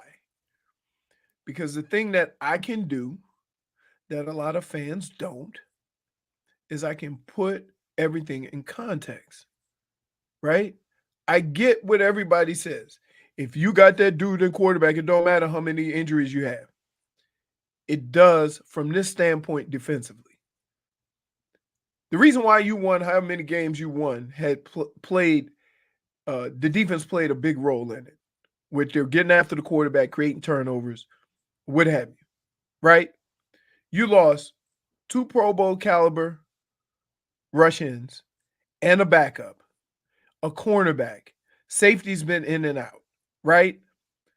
And you might not even be able to play the style of defense you want to play because we've seen guys out there look lost. On offense, you have a number of wide receivers that come in the game, but they're not running those routes as crisp as the starters.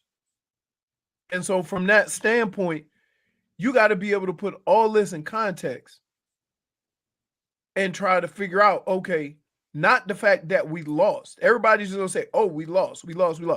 But why? Was it coaching? Was it Tua? Was it, you see what I mean? And you got to be able to evaluate. I don't care how bad or good the loss was or whatever. You still got to sit back and be able to evaluate those things before you make a drastic move that sets your team back. Look, by choosing to play this game, let me tell you what happened. We lost the AFC East. We lost our starting middle linebacker. We lost our best remaining edge rusher. We lost depth on the defensive line. We all have questions about Tua, and we all have questions about McDaniel. Had we chose to sit our starters, none of those people would have been injured. None of these questions would have been happening. We all would have been like, let's get ready for Kansas City. The only thing that was holding me back is the high possibility that after Kansas City, you take a trip to Baltimore. And I don't know how the hell we're going to fare in Baltimore, if I had to be honest. I'm not sure about that one. So that's why I understand. But wait, can I just say this?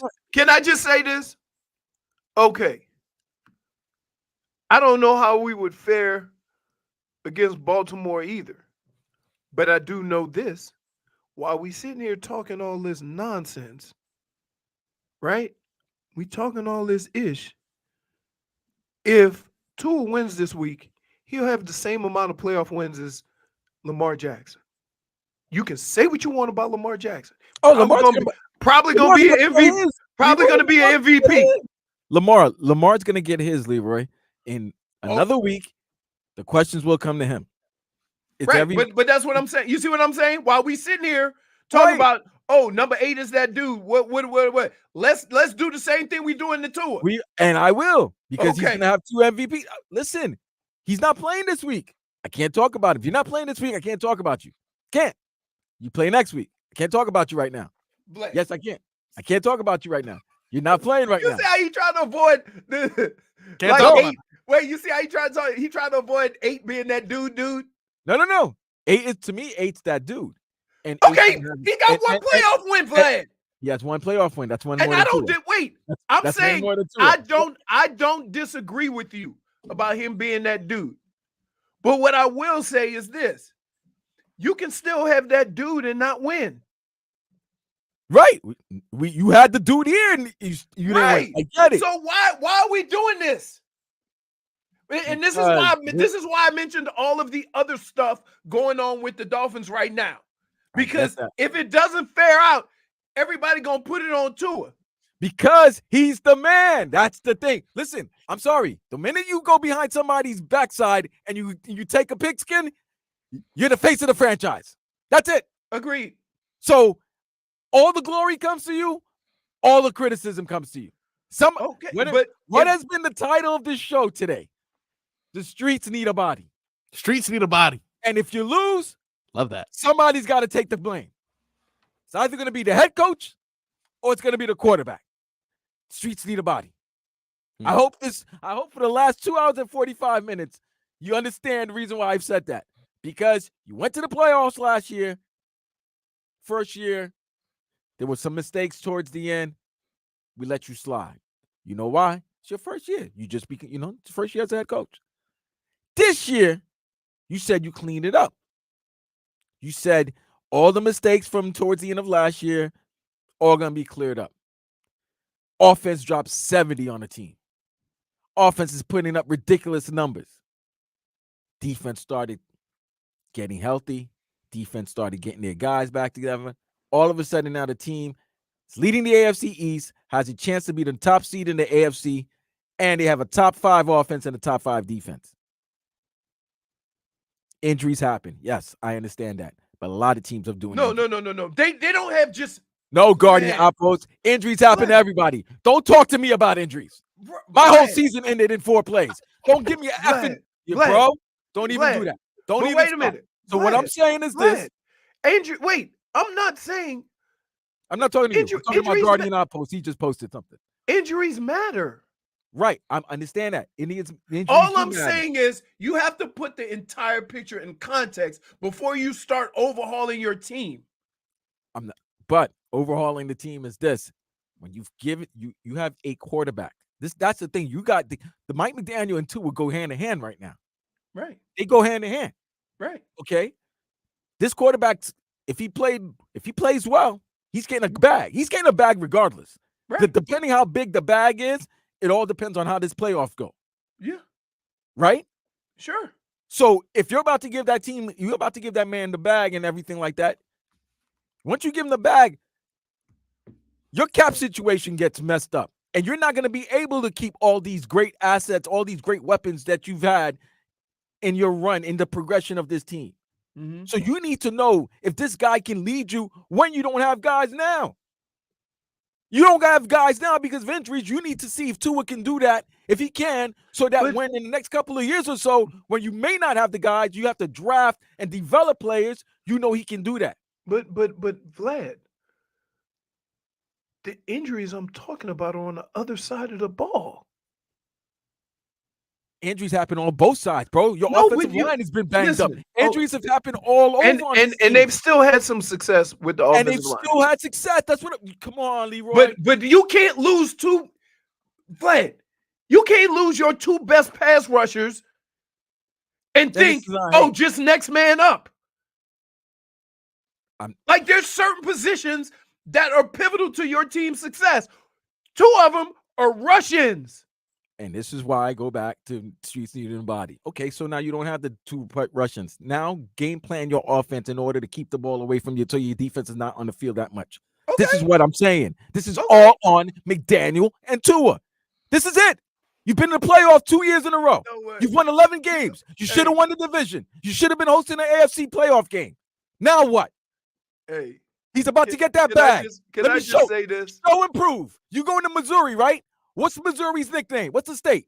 Show me state. Show and prove. Is it? I had no clue. It's the show me state. What are you showing me in Missouri? You know there's a Kansas City, Missouri and a Kansas City, Kansas. Yeah, but you're going to Kansas City, Missouri. You're not going to Kansas City, Kansas. You're going to Kansas City, Missouri. Show and prove. That's the So- that's the title of this so- album. Now. so Show and Vlad- prove. Vlad. You sound like a fan who is scarred because your team sucked. My team sucked. Okay, No, fine. that's- My team sucked. Fine. We've known that. 4 plays in. That's why I can tell you about injuries. But I'm also. But why? Can I ask you a question?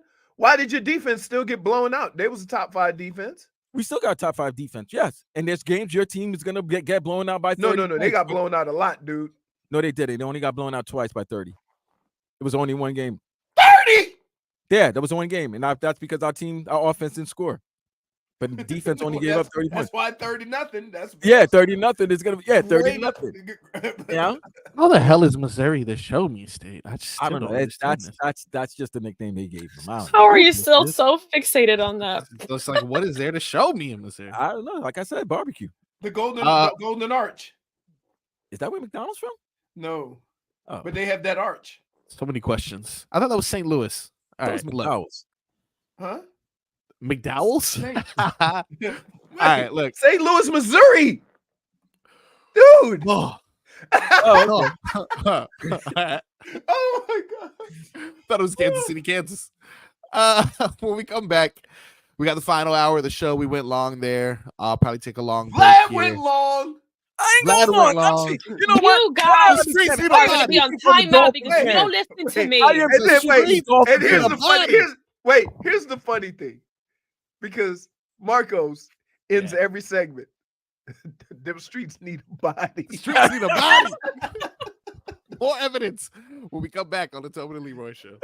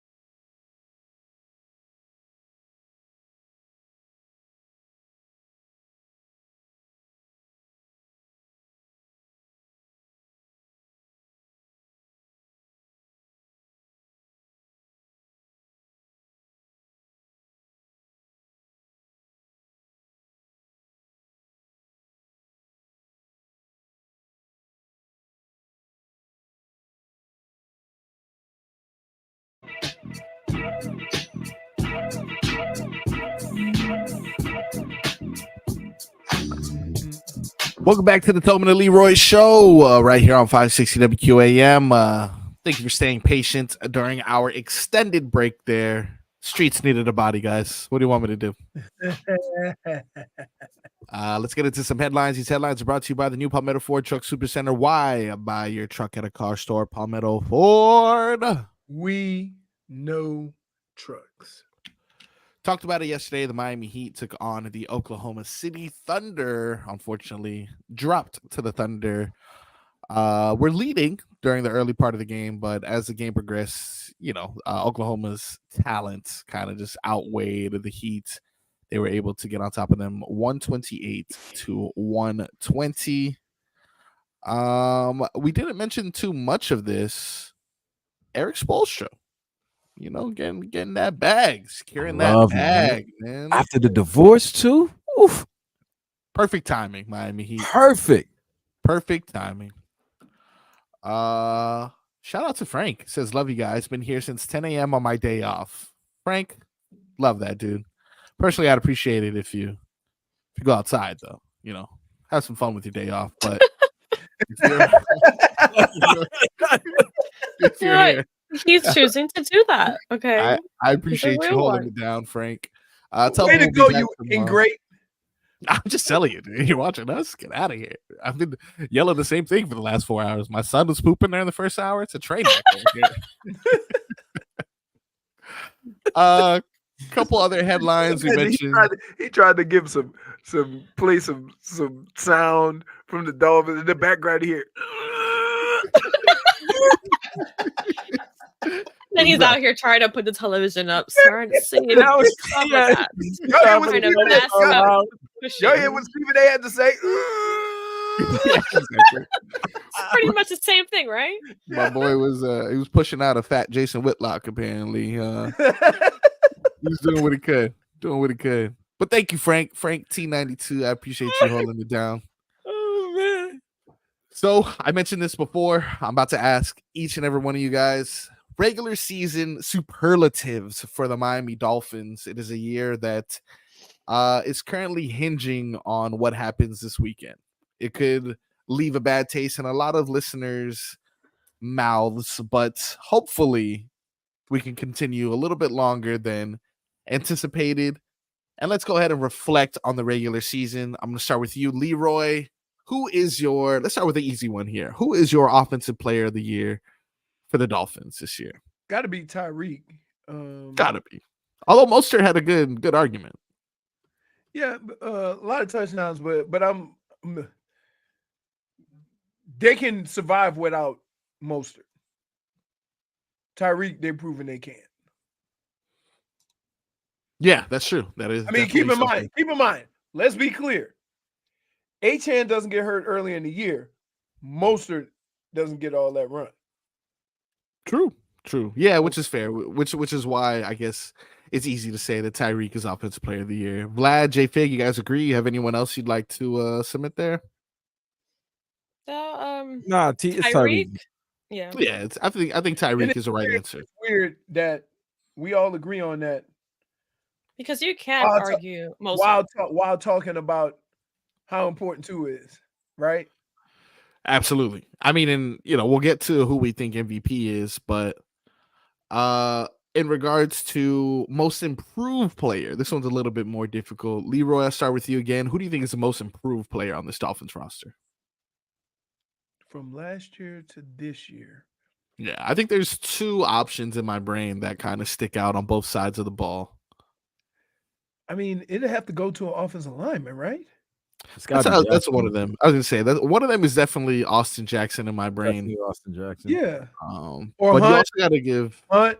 Robert Hunt. Yeah, I would say Robert Hunt had missed some time, so that's why. Yeah, like they moved him around so much that's the thing that makes it hard. But wouldn't you also say Raheem Mostert? No, he had 1,000. Did he have 1,000 yards last year?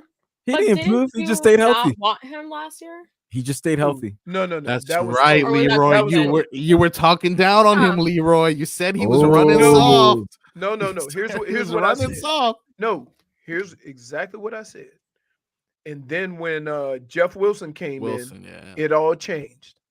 I said, look, Mostert is extremely fast, but he has to learn how to use that speed and not just run outside. He got to set him up a little bit, square up his shoulders and sometimes turn 2 or 3 yards into 4 or 5 yards. Okay. A lot of speed guys always looking for the home run. And I'm like, 2nd and 5 or 6 is just as important or 10 times more important than when you run that sweep outside in the 2nd and 13. So that's why I was on him.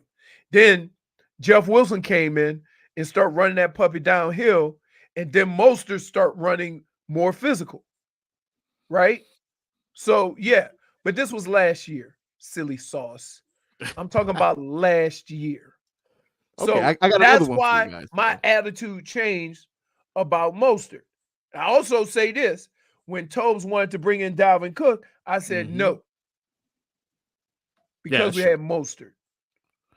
Now, what about Van Ginkel? Do you think he deserves some consideration for most improved? Well, here's the problem. Van Ginkel should have never been off the field. And it was an injury that put him back on the field. Yeah. Because as long as he's been playing for the Miami Dolphins, he's been producing. Yeah. I don't know if I would have had him like last year. I don't know if I would have had him as an outright starter, though, or like, hey, like, had Van Ginkel gone down last year? Not over Jalen Phillips. Jalen Phillips was balling this year before he got hurt. So let's not just forget about that.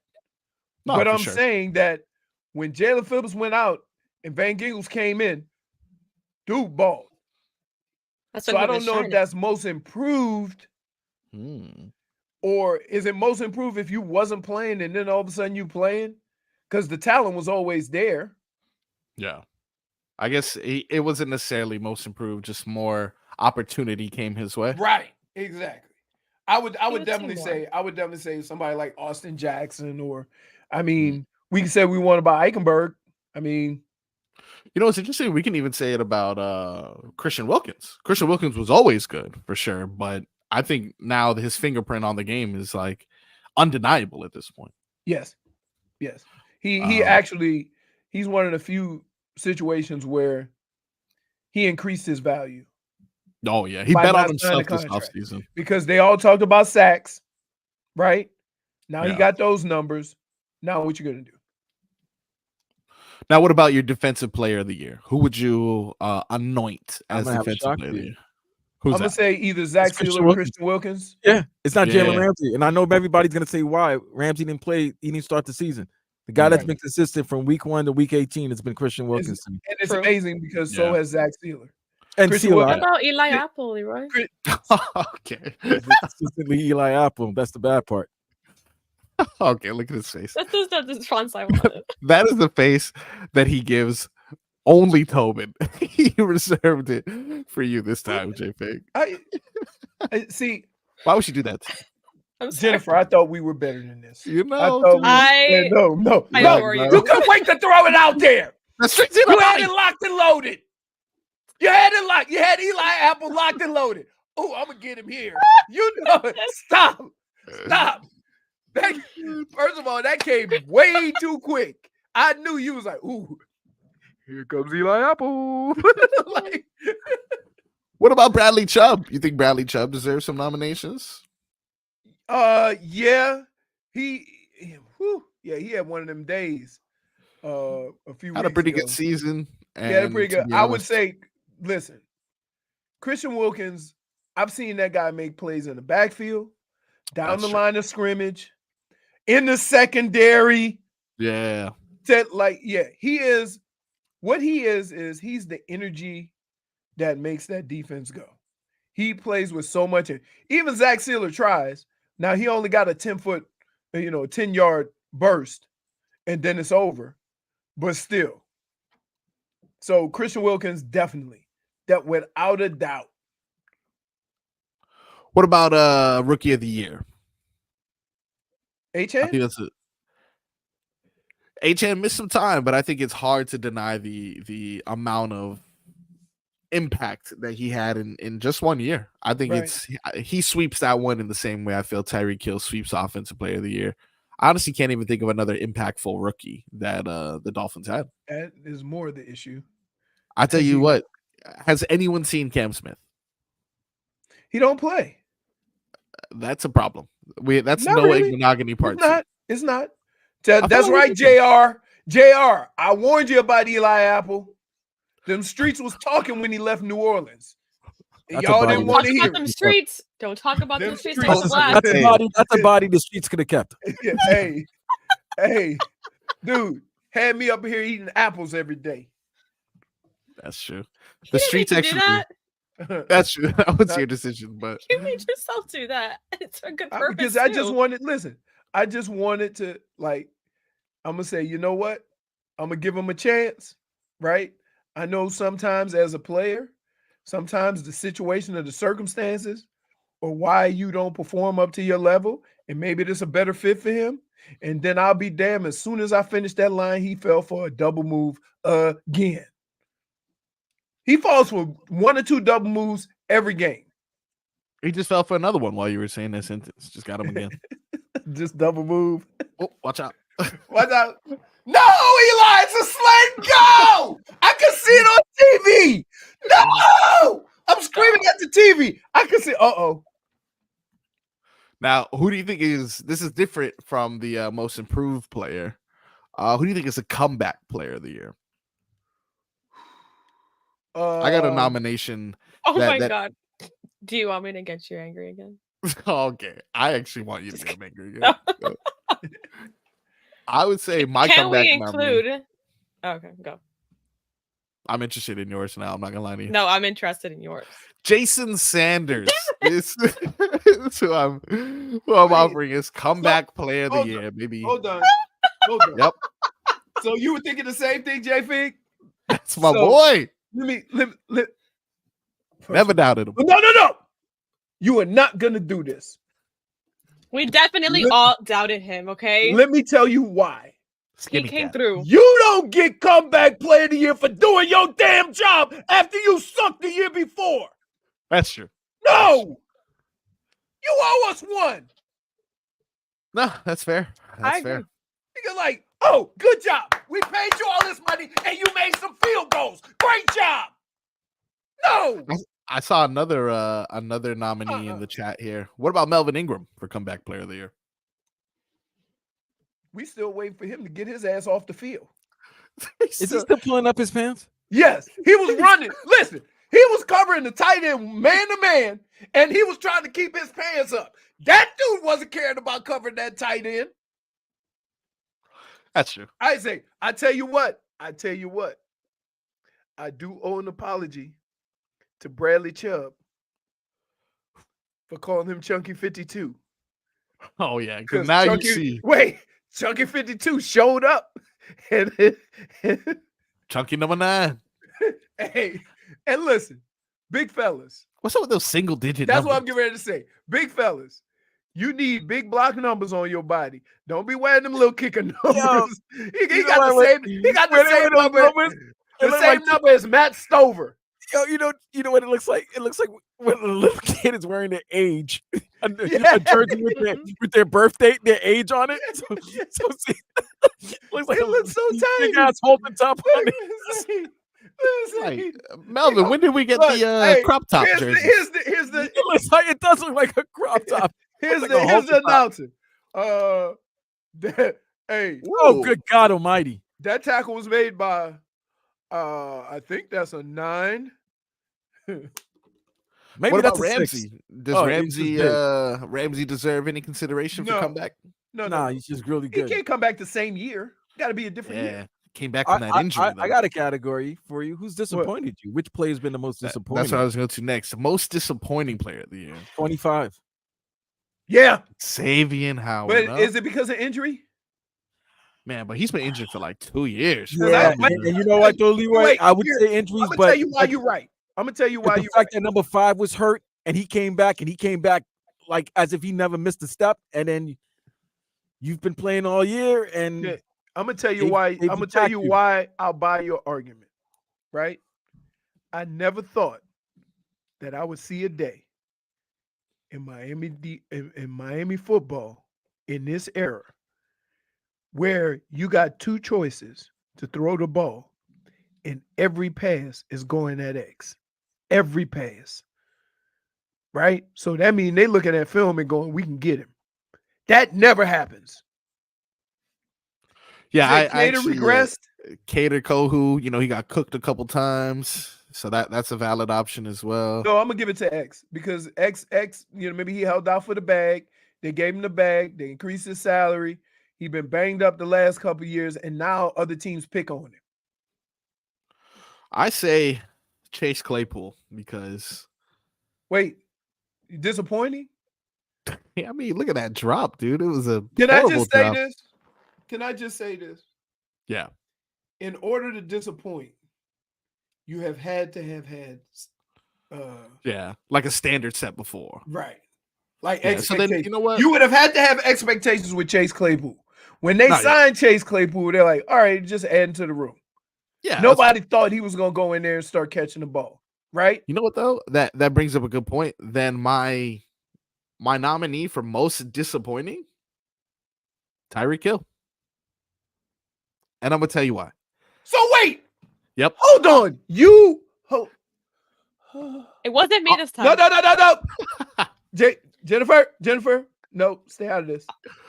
So I don't agree with you are. Yeah. Let me get this straight. Vlad, I don't even know how to run this through the main database of my brain. Because here's what this man said. The offensive coordinator is undeniable. I mean, the offensive player of the year, undeniable, Tyreek Hill. Yes, absolutely. That's and the most disappointing is Tyreek Hill. Yeah. Absolutely. Either your team really sucks or you need some explaining quickly. Yeah, you need to explain this, man. Big time moments, he choked. When it was cool and he was front running, it was sweet. I'm doing backflips in the end zone. I'm throwing up the deuce. With an injury, by the way. I didn't get that on Sunday, but that was crazy, right? But when it came down to it, key turnover against Kansas City led to momentum change and them scoring a touchdown right before the half. Key drop against Philly. Key drop against Baltimore. Key drops against Buffalo. I need you to do it when it matters most, not when you're up by 70. Tough crowd. Offensive player of the year, though. Enjoy that, sir. I told you, Leroy. Streets, man. Streets. Streets. But wait, you done lined up about 7 bodies. Hey, look, man. Streets is hungry.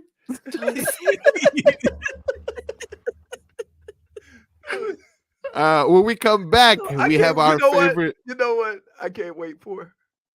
What? I can't wait tomorrow to use this on Tobin. Oh, yeah. Intangible. No, not that. I'm gonna be like, streets need a body, bro. Streets need a body. So these streets need a body. Oh, it's true. It's true. It's like, truly, it's true. He normally says something like that to me. So when I say it to him, oh my goodness, unless he's listening and he gonna try to preemptive strike. Oh man, Tobin, blink twice if you can hear this. By the way, that was suck, right? That was suck if he came in. He said, "You know what they say on them streets." I'll be so. You gotta say they need a body. He already to knows. If he clear it up. hasn't heard it, someone is messaging him right now. Oh, it's been tweeted. It's been tweeted to him already. No, y'all can't take. I can't take the Tobin and Leroy show with Vlad, Marcos, JFig, and Leroy. Can't take our saying. This is our saying. You guys gotta keep it between us. Yeah. And power. Before we go to commercial, MVP. Who is your MVP of the year? Ooh, that's a good question. Oh, you the offensive player? Yeah, we the I'm gonna offensive. do this. I'm gonna say this. It's Tua is your amazing. MVP. It's amazing that Tua led the league in passing. Tua is your MVP. For the simple fact he played all 18 games. That's the true. Only guy, he's the only 17. guy. Did not, I would say the most consistent player on this Miami Dolphins team all year has been Christian Wilkins. Yes. Ooh, and so from that standpoint, I get what Tua has done. Yeah. But you've had a lot of questions and moments during the season of what Tua's doing. And there's never been any questions about Christian Wilkins. That dude brings it every week. He's all over the field, making plays. And so while I would say that that's an award that would normally go to the quarterback, I can't just dismiss what Christian Wilkins has done on the other side of the ball. So I'm going to say Christian Wilkins.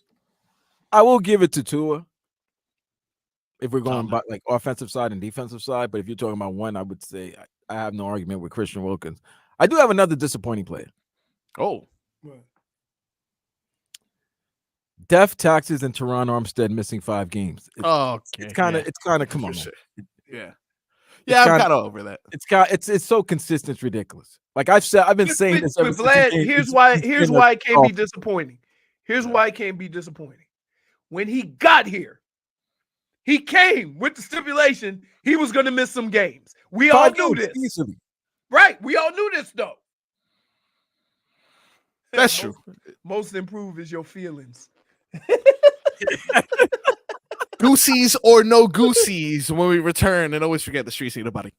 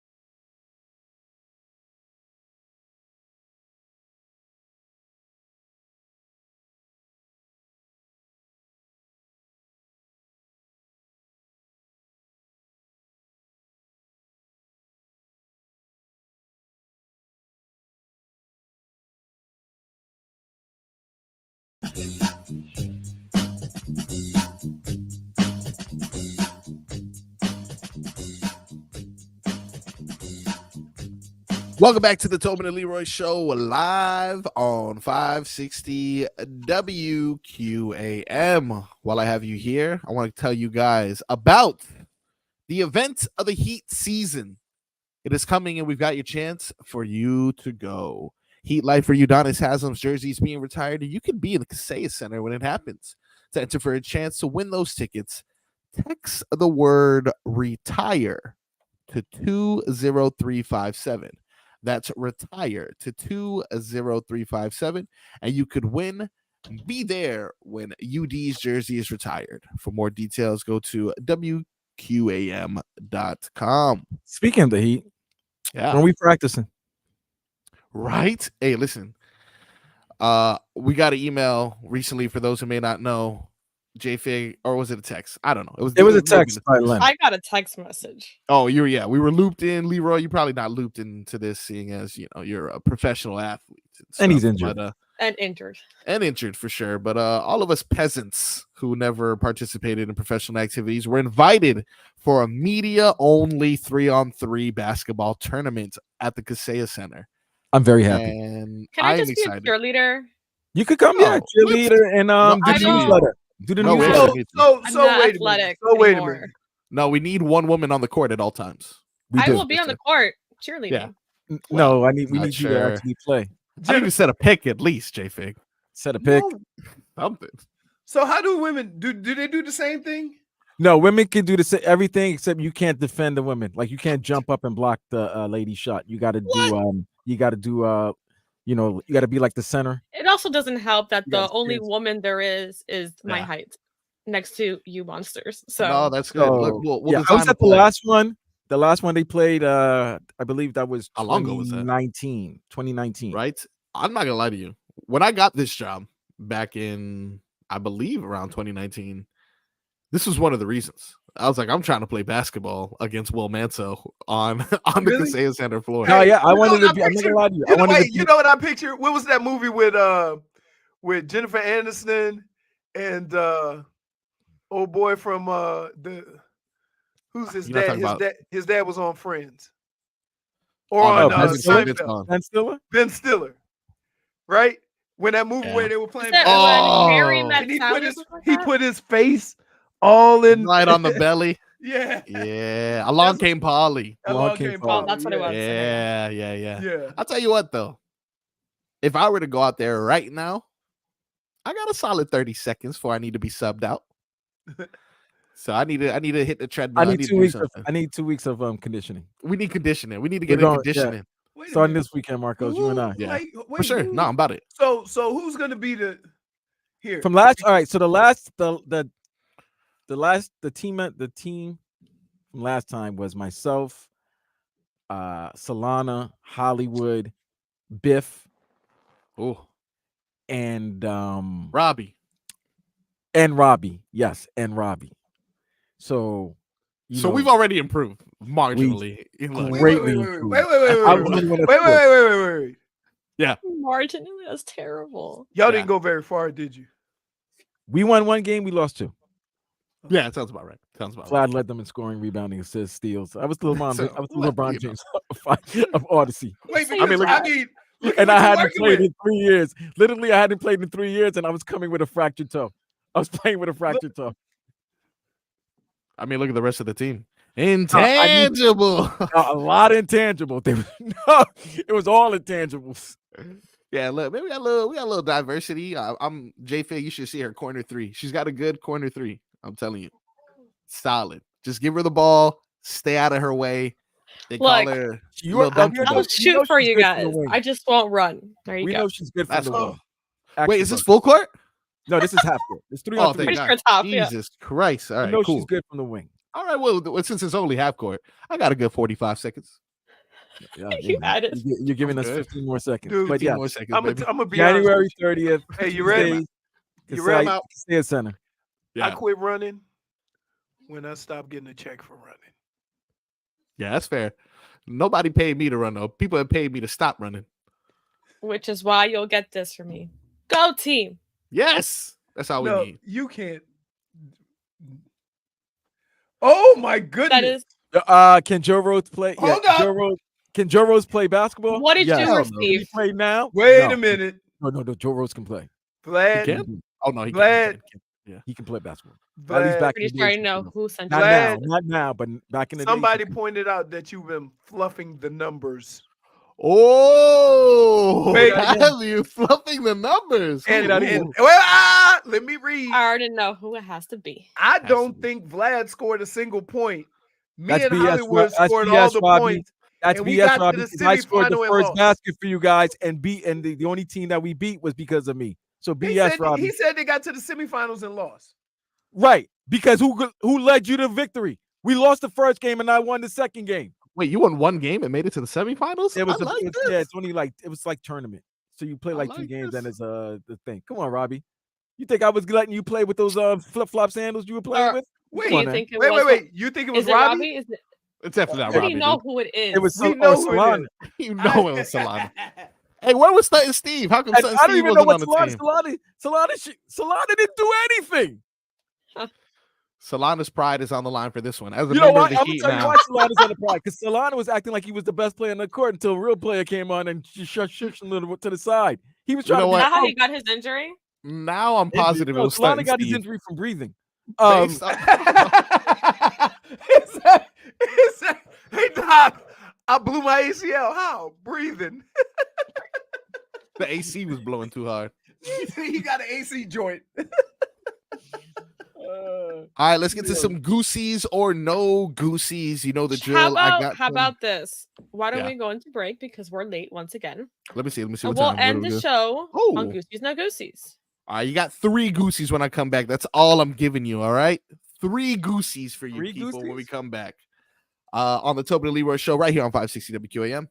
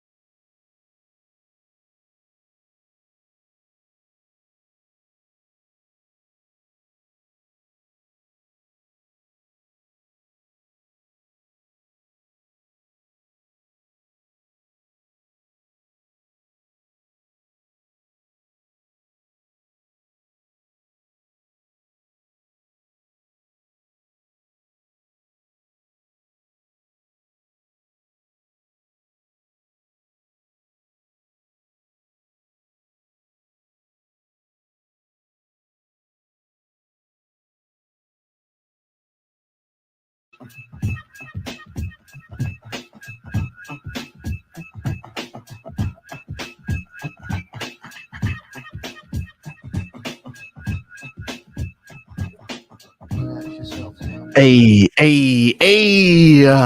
Welcome back to the Tobin and Leroy show right here on 560 WQAM. It has been a fun one. The streets are full from the amount of bodies we have given them. Now we wrap things up. Happy. The only way we know how to on a Thursday with Goosies or no Goosies. Leroy, I'm going to start with you. Let's have it. This weekend, we got the release of a movie, a highly coveted movie, a remake, actually, of an original classic starring Lindsay Lohan. This one, though, a little bit different. A musical. Mean Girls comes out this weekend. I thought you were about to say Color Purple. No, that's not Lindsay Lohan. I'm just kidding. It's a musical. I know. Is that a musical? You see? Exactly. The Color Purple is a musical. Oh, my life. You know who stars in it, right? Fantasia. Oh, the new one? Yeah. Nice. Not Mean I think Girls. they got a Golden Globe. Did they? Yeah, but Tina Fey, right? Tina Fey has remade Mean Girls. Yes, Tina Fey has returned to the Some spotlight. characters are also coming back. So Leroy, come on, Mean Girls, Goosies or no Goosies? No, we get the gist of it. Mean Girls, nice girl, blah blah blah. The first one, sometimes the first one is so good that you just leave it alone. Yeah, I think they should have done that with this one. I agree. I think this is one of those you just leave alone. All right, so no Goosies. Vlad, what about you, dude? You got Goosies for Mean Girls? You know who was in that, right? Who's what's her name? I can't think of the black girl that was in it. Or is I that know you're talking Clueless? about. No, Clueless she is was what in you're talking about. Clueless.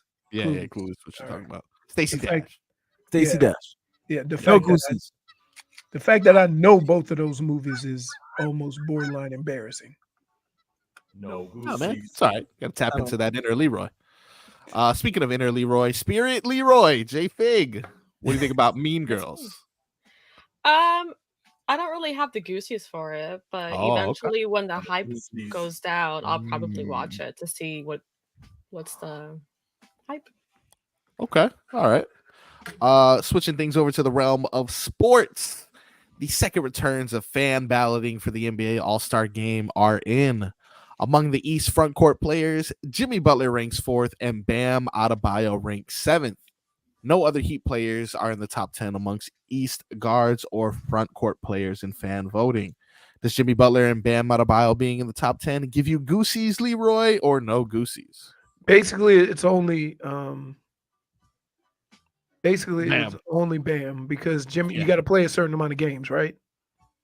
Yeah, and even if he qualified, I don't see Jimmy Butler wasting an opportunity to have a vacation. Nah, he I could don't be see with that Shakira. As Tobin says, Bam got to go there and do some recruiting. Yeah, man. But secretly though, secretly. Vlad, does that give you Goosies or no Goosies? No Goosies. It's a popularity contest. What is no, I don't care about that. Whatever. That's fair. You think No Jimmy cares about that? Goosies. Jimmy wants to hang out, spend a week. He's already said so much. As much. Yeah, he wants to drink some Michelobes and spend time with Shakira. That's it. You know what? That is so 2023. Get over it, Vlad. Oh, okay.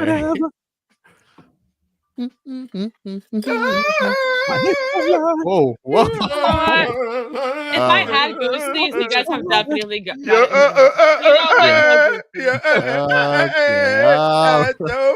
Well, you think Jimmy wants to see the ball dribbling, or he wants to see those hips shaking? I think he wants to see those hips shaking, baby. They don't lie, dude. They do not lie. Yeah.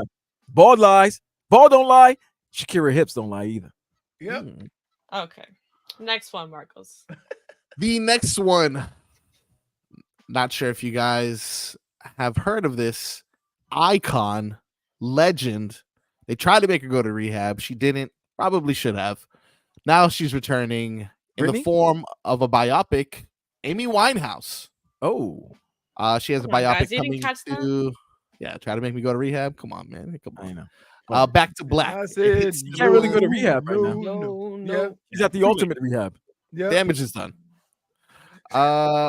That Back to Black biopic hit cinemas on May 10th, but the first trailer was released this weekend. I want to know, does a playing her? biopic on Amy Winehouse, Marisa Abella, which I'm not gonna lie to you, has been pissing people off for about a year apparently. Why? Oh. I don't know. They say that she doesn't look like her and that she's not as talented and know. blah blah blah blah. And I'm like, all right, Oh what are- wait, what are we if doing she was here? as talented as her, she'd be her. That's She'd what be I'm making saying. her music. She wouldn't be making no damn movies. It's not crack jokes here. That was one talented artist. Yeah, She That was a talented. very talented artist. right. So yeah, And she So had does, that old. It was like that old school like music. Did they Yeah, pick her just absolutely. because she sort of looks like her? I think I mean, so. you're but you're not enough limited. apparently, based off of what people are saying. But just overall, a biopic on Amy Winehouse. Leroy, Goosies or no Goosies? on No that one? Goosies. No, We know how it ends. That's fair. That is fair. that is true. Vlad, No Goosies or no Goosies? No Goosies. I would like to see a biopic of No. Prince. I mean, 'cause we know he how started, that ends. He also. started when he was in high school, though. Well, we also know how that ends as well. Yeah. But Yeah, but I feel that there's a bit of a a longer stretch for Prince. So I feel like I'd be interested to find out. Plus, like, were there even cameras when he was in high school? plus, I How just long want to ago see was that? Vanity and Apollonia. Oh, Yeah. I think didn't Apollonia marry a And football Sheila E. player? I mean, she could, but doesn't still. have to Sheila E, look. she still tours with her family. Oh, that's good. That's good.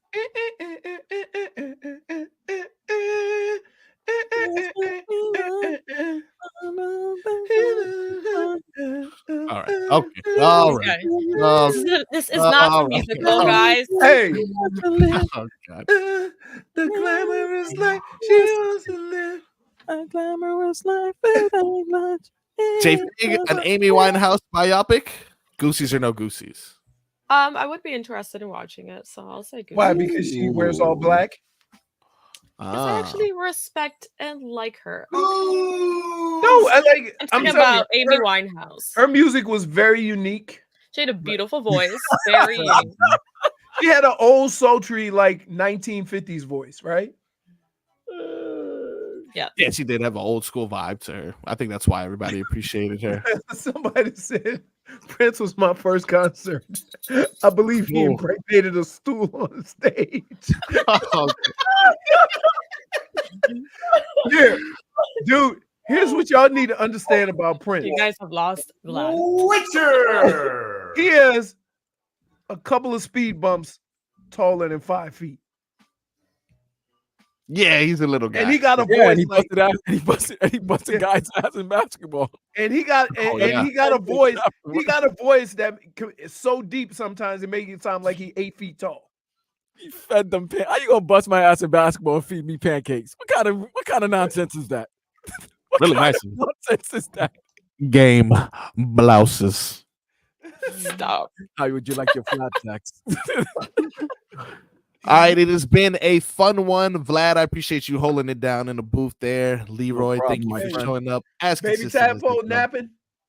Oh yeah, he knocked out that poop, dude. I mean, wore himself out. I'm not gonna lie to you. He He's stuck like, up the apartment though. Daddy, bring me some juice. Time for nap.